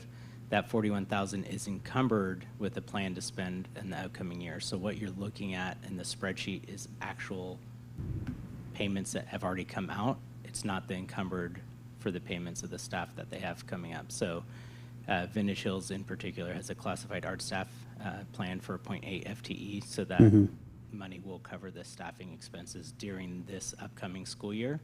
And so at the end of this school year, at the next Prop 28 report, you'll see that money will have been spent down. So typically in the budget report, you would see the money there, the encumbered amount plus what's been spent. In this, you're seeing what the actual spending happened in the last school year versus. Okay, but I don't see any column that says how much is going to be spent in this school year in either document. Because this report is an expenditure report from last school year. It's what was spent at the end of books from last school year. Okay. That's what goes to the state right now. Okay, so it's in alignment with the intent of the Prop 28 summary. Right. Okay. All right. I'm going to, since you guys have been very kind and brought back all this data, I'll ask the million-dollar question then. Will the 378,000 that's remaining for 23-24, right at the bottom, that's all going to be 100% spent by June 30th, 2026? Yeah, I can answer that one. Yes, it will be spent before the time it ends for us to spend it. I think the other thing to answer kind of the question you had before, this allocation plan, you noticed it ends June 30th, 2025. So as of that time into the new fiscal year, we know we've encumbered already, like for that Vintage Hills, for example, and the other document indicating the 0.8. So it's encumbered, just not in this report, because we're reporting to you the expenditures for 23-24 funds, as Mr. Benfield mentioned. It would be nice maybe next year just to have a non-prop, an addendum that shows the run rate spend, so we know without having to ask a direct question whether or not all of the funds will be spent. And that's the main thing we want to make sure. Like the Prop 28 is incremental to all the other funding that we get, and we just want to make sure every dollar is spent on a per site basis, right? So I'll take you at your word for it. I recognize this is a supplement to a Prop 28 report, which is a legal requirement. So, all right, I'll stop my questions there. Any other questions from the board? No, okay. I just want to reiterate. You have the spending plan, and if the 378,000 is going to be spent, I'm satisfied. I'm glad, and I appreciate the extra time that you took to do the breakdown. I appreciate it. Thank you. Okay. I will open up public comment on item F. Any public comment on Prop 28 annual report? Seeing no comments, I will close public comment on item F. And any other comments from the board or a vote? Go ahead. So for those who don't know, I'm super passionate about this Prop 28, and I wanted to personally thank each and every one of you for taking the time to go through the due diligence to give up the follow-up clarifying information for Prop 28, because it's a multi-year grant, and there's a lot of different moving parts in terms of how it's rolling out at each campus, because we know here in Pleasanton, we're very proud that each school has unique needs and wanting to allow the autonomy at the school level.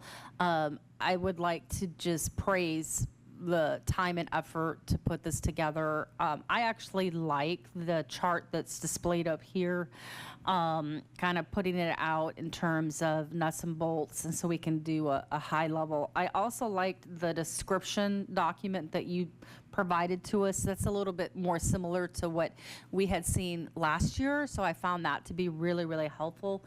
I just apologize. What does CSPP stand for? California State Preschool Program. That's our Fund 120.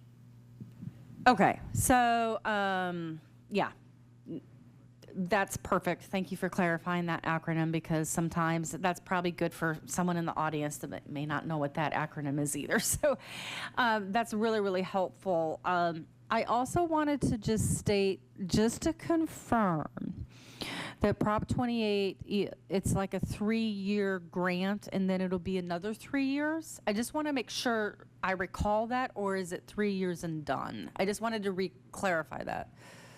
This is ongoing. You have 3 years to spend from the point that the allocation is distributed. So we have 3 years to spend the 23-24 funds. We have 3 years to spend the 24-25 funds. From the point where we receive them. The vote. So I guess my question. Ongoing. Yes, but so my question is, like in 2028, assuming there's no changes, it'll be continuing on. He's going to keep coming. We hope. Unless the voters change We the hope. proposition. Okay. Voter approved proposition, so it's Okay. continuous Okay. until the vote changes it. So, yeah.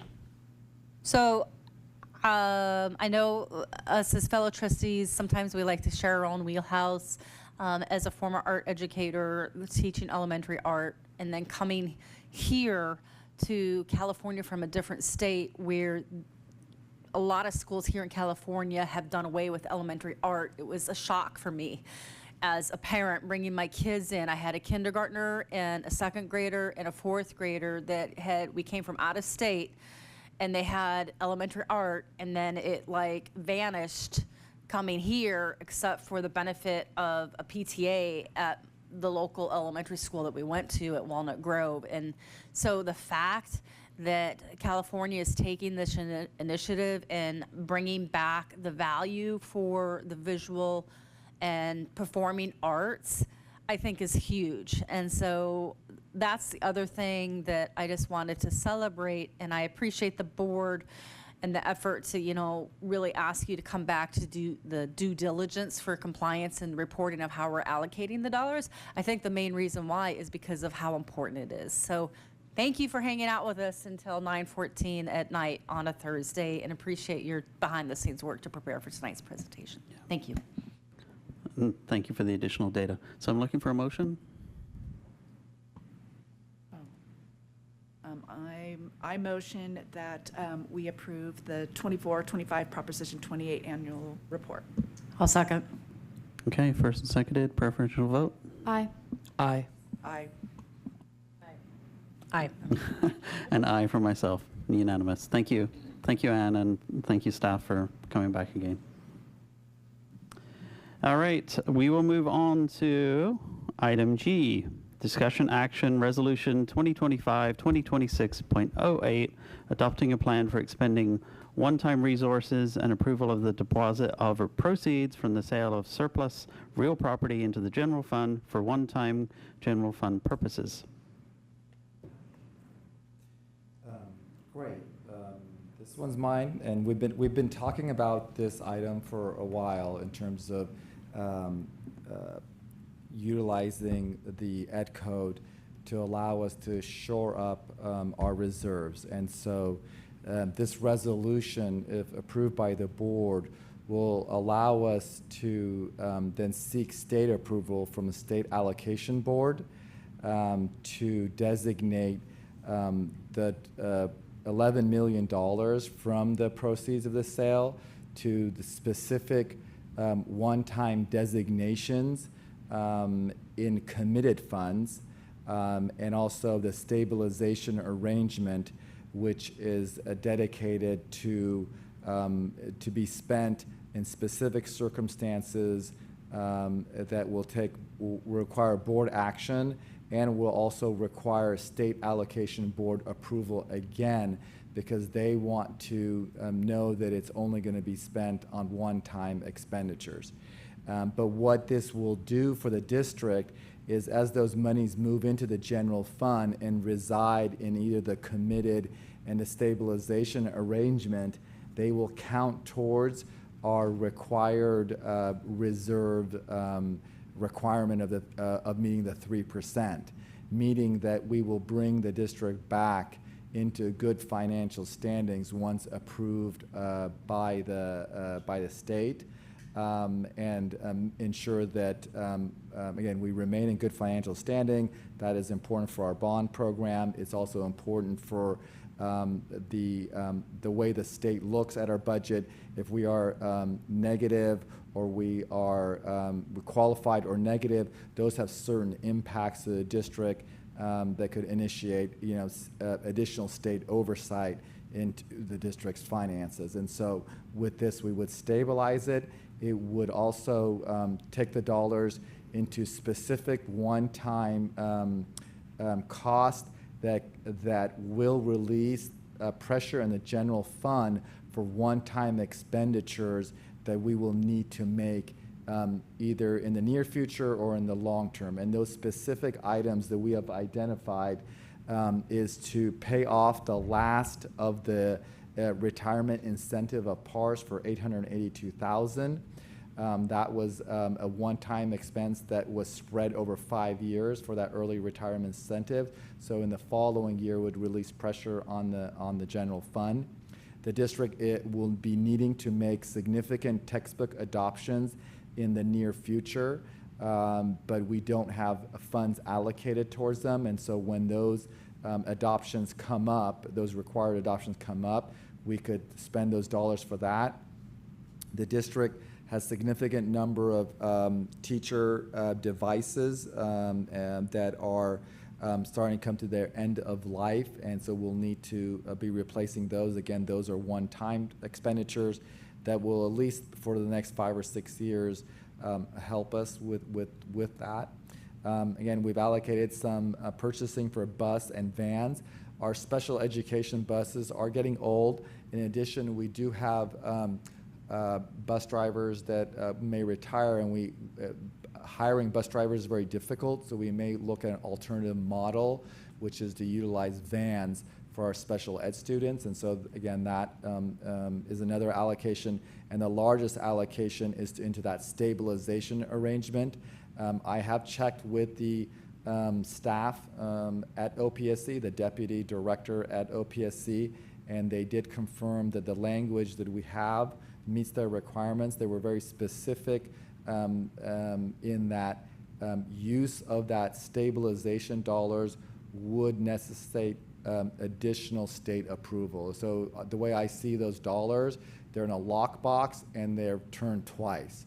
And so to unlock it would require state approval and board resolution. So with that, I'm happy to take any questions. Questions? Trustee Jones? So I was looking at the number. So with our new balance, with the new budget balance is at 0.55%. With that, we originally wanted to use 11 million to get to that 5%. With us now only needing 4.5%, will we be able to use less than 11 million to use part of that to potentially pay off more of the OPEB one? Or could the board still feel comfortable enough to just be like, okay, we'll do 5.5 as a total instead? That's a good question. the way I look at this 5%, because it's very specific and because it's especially the stabilization arrangement is kind of locked down unless we have a specific one-time expenditure that we have to get the state to approve, is that that additional 0.55 or whatever that ends up being, as we kind of go through the year, that's going to be needed to deal with all the regular kind of adjustments that occur during a school year, like everything that we talked about today, right? There will be no budget is going to be spot on, right? It's just impossible. And so for all of those other things that come up in the year, this money we can't go to. This money is locked very specific. It may help our future budget years when we utilize it for the PARS payment or for a book adoption, but for this fiscal year, it really won't help our budget. And so we're going to need those dollars to be able to handle all of the fluctuations that occur in a budget cycle. Does that kind of get to did I answer that? Yeah, I was just wondering how you felt about it. So the total in the end would then be 5.5% for when I, let's say at first interim, this 5% will be there, and whatever the more dollars that come will get added to that. It might be 5.5, might be 5.6%. Yeah. Okay, thank you. Other clarifying questions? All right. You have a question? Go for it. So I appreciate the summary. Just kind of recap.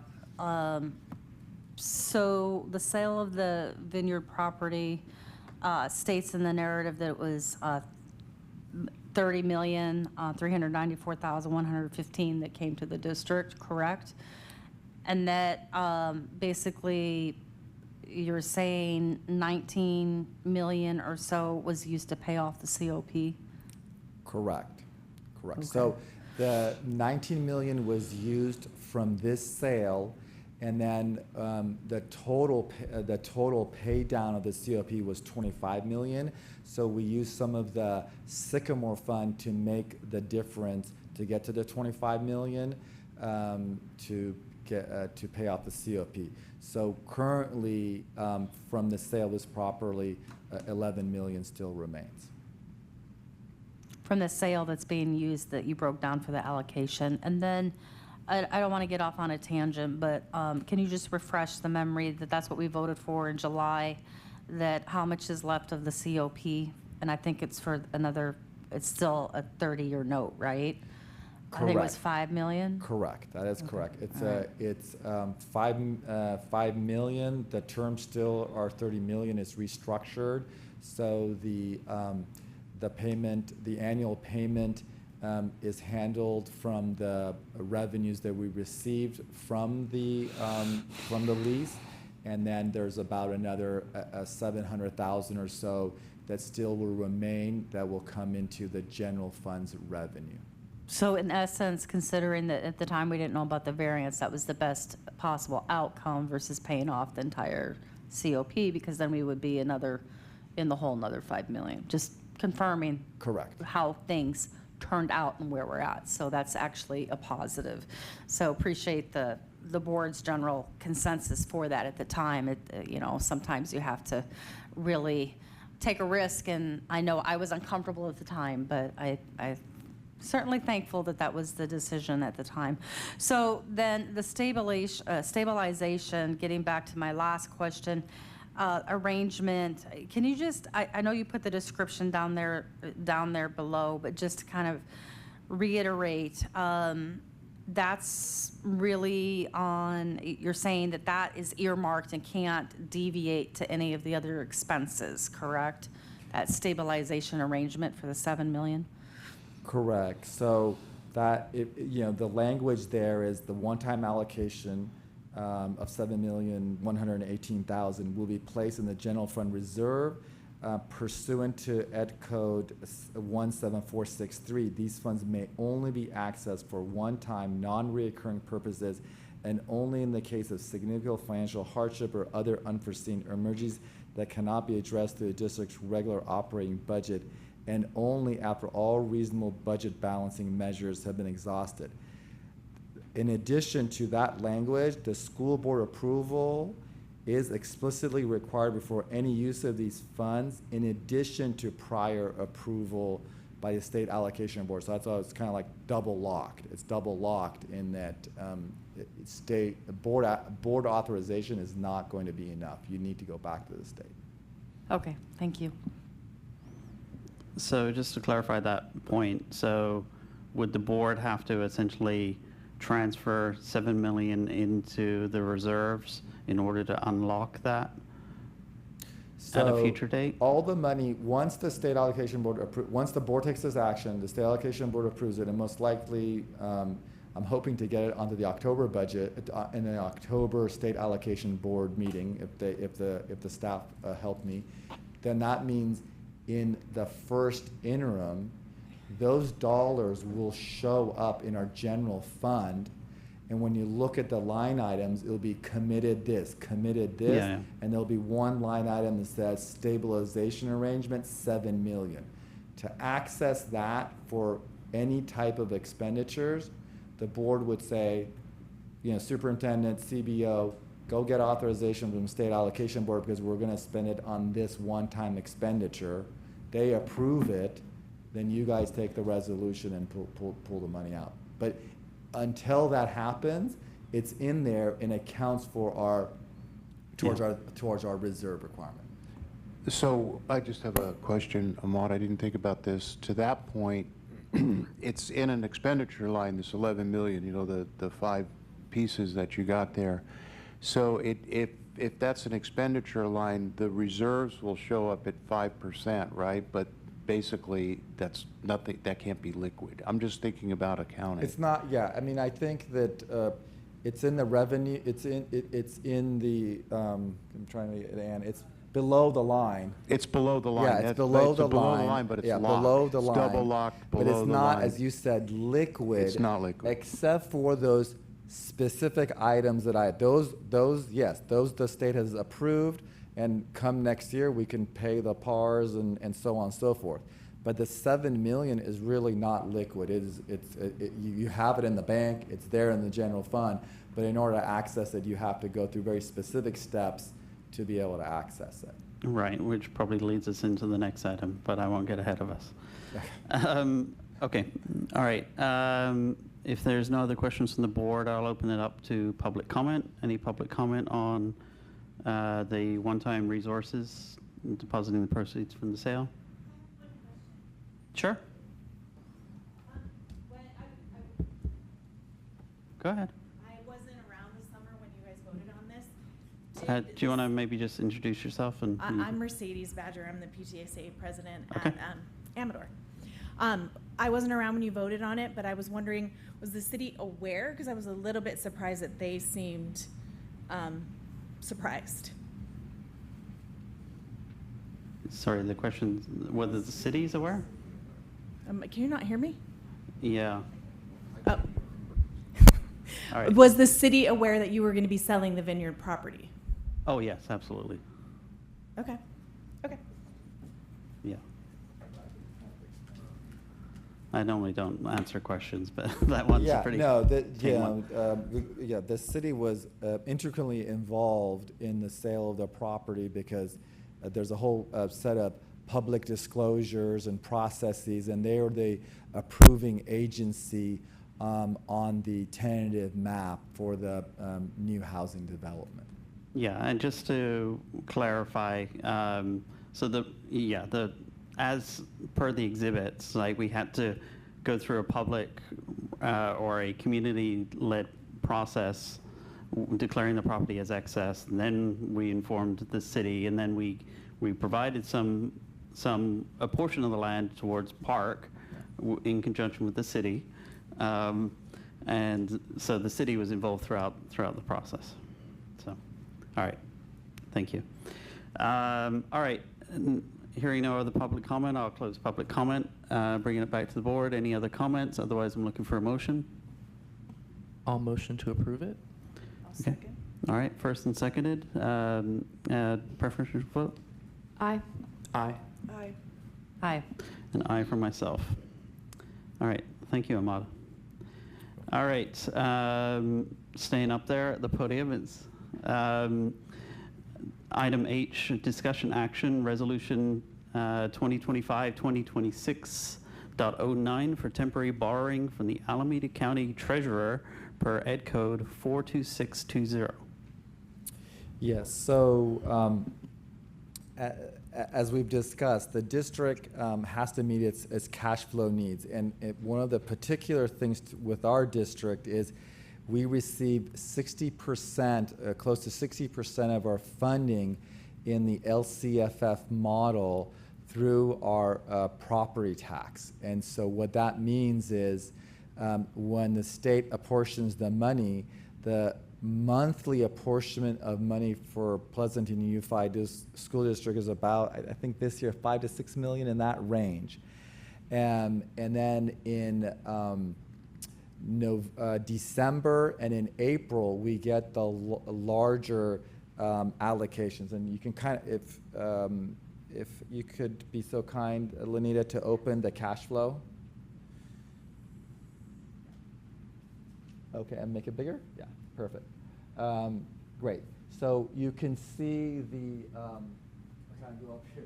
It's an apportionment, and the second line is property taxes. So you can see that apportionment is that consistent amount of $5 million, and we get the big chunks of property tax, 38 in December, and then the next one is in April. And because of that particular cash flow, if you scroll and we then have our expenditures, and those are July is the actual. In August, we're going to be updating that. I believe our expenditures closed, but revenues were not actual for August, Ann? Yeah, so that's why that line hasn't been moved over, but once all the revenues are done, we'll update August. But we know that based on this cash flow, we're going to be low in September, but we're going to be able to do interfund borrowing to get us through September. And we've talked about that. The board has already authorized that. We are using Fund 40 because that's where the monies reside in. And then in October, we're going to need to borrow from the county treasury. So between the $11 million and the $15 million will get us through the end of November, and then in December we'll get our monies. And so this is mainly a short-term borrowing for cash flow purposes. And it does occur, we're not rare, it does occur for many school districts. Even some basic aid school districts have to do some level of borrowing like this because of just the way the money comes in. And so obviously if we had a very high reserve like we did in the past, between restricted and all the funds that we were getting from the state, we didn't need to do this in the past. But now that we're tighter on our reserves, it will be required. Okay. Questions from the board? Here, seeing no questions, I'm going to open it up to public comment. Any public comment on this item? Seeing no one rushing to the dais, I will close public comment, turn it back to the board. I'm looking for any comments or resolution. Comments first? Ahmad, wanted to thank you for putting this cash flow chart up. I have seen this resolution time and time again for the board approval for this cash flow transfer. And we've had previous conversations about the ask for giving us this clarification. This is the gold ticket that I've been looking for visually to see what we've been approving all this time, but this lays it out, and the way you just explained it gives it clearly transparent, and also to the public to say, this is why we're having to do the interfund borrowing, and hence why I just wanted to say your 5-minute explanation and showing us the visual, the chart out numbers. And I apologize if you have shared this before and I missed it in your financial documents, but I really like how this chart is associated with the resolution. It just makes it simple, complete, and so that even from the community, we don't have, if someone was here watching, taking a look, it makes it really easy to see. Right. Yeah, So- and I want to commend Anna. It's her hard work, and it's kind of So like then, that, okay, the due recognize- diligence yes, so- of having best practices in place. And yes, we do appreciate those. So, and I don't recall seeing this before, but this, I Yeah. want to for sure see moving forward with the resolution. This makes it clear cut, and I know for a fact there's been conversations with previous representatives from labor union parties asking the same question, like, well, how does this work? And I know it's been a universal question asked. So I love this. So thank you. Look forward to seeing this All right. every time. So Okay. thank you. Yeah, well, it is something we internally have been, obviously, it's something we have to do internally, and we always do it. It did show up at the first and second interim, but what we dedicate, Then the 600 pages yeah, we get. in the 600. But what we indicated to the board is that we would provide this on a regular basis to the board, and that anytime we needed to do some interfund borrowing, we would notify, and we have done that. So, yeah. So thank you for following through. I really appreciate it. All right. A lot of kudos tonight, man. All right. Any other comments? Otherwise, I'm looking for a motion. I'll make a motion to approve the temporary borrowing from the Alameda County Treasurer. I'll second. Okay, first and seconded. Preferential vote? Aye. Aye. Aye. Aye. Aye as well, unanimous. All right, that closes out our report discussion and discussion action portion of the meeting. Board reports and requests. So we'll start with Elizabeth. I don't have anything super special to report, but I feel like the general culture around campus is that the transition back to school is going really well, and we have a lot of exciting things coming up in the fall, like the Pigskin at Amador or the Falcon Fest at Foothill, and then obviously just like fall sports getting back into full swing, and football games and all that fun stuff for students.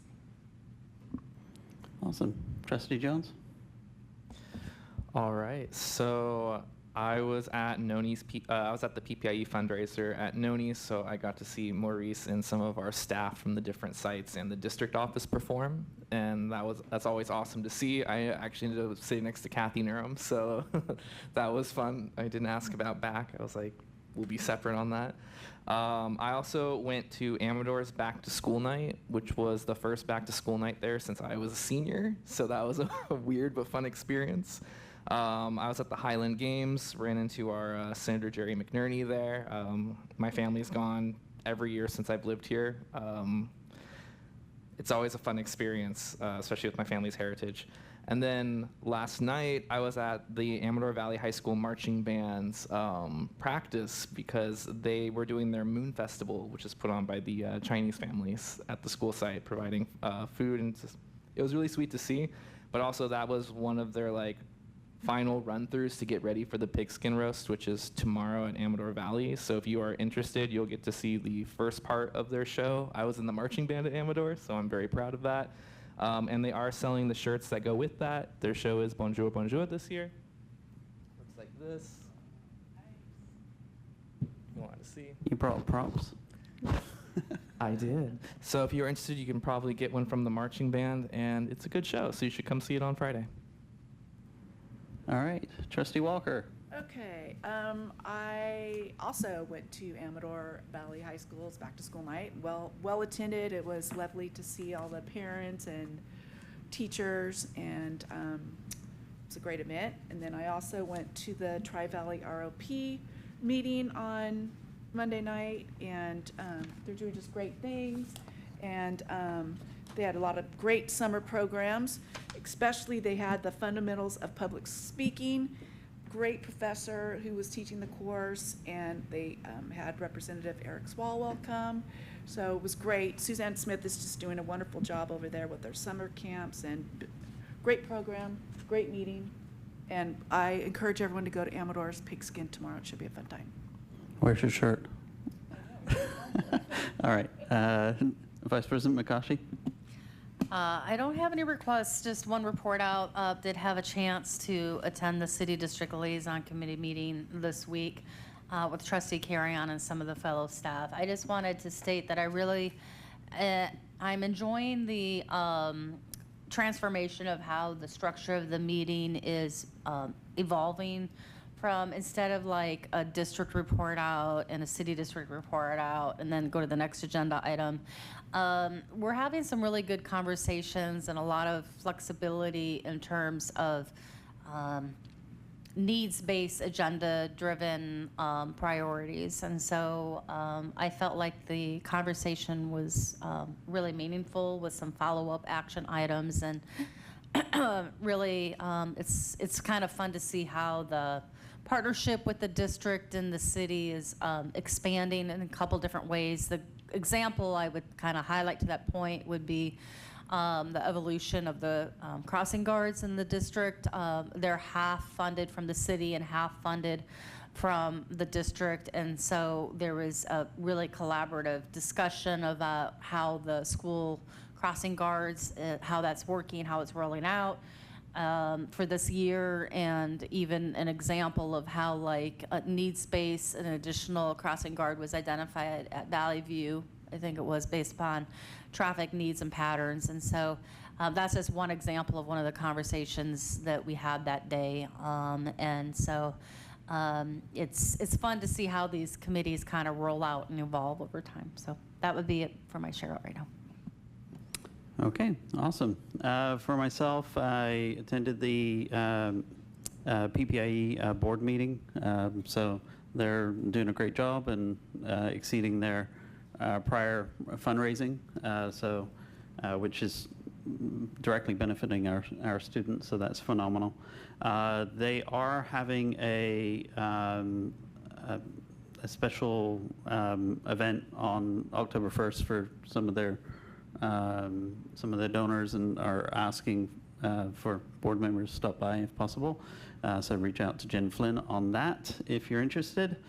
And then although I was traveling for work last week in Orlando, staff was kind enough to let me zoom in for the Budget Advisory Committee meeting.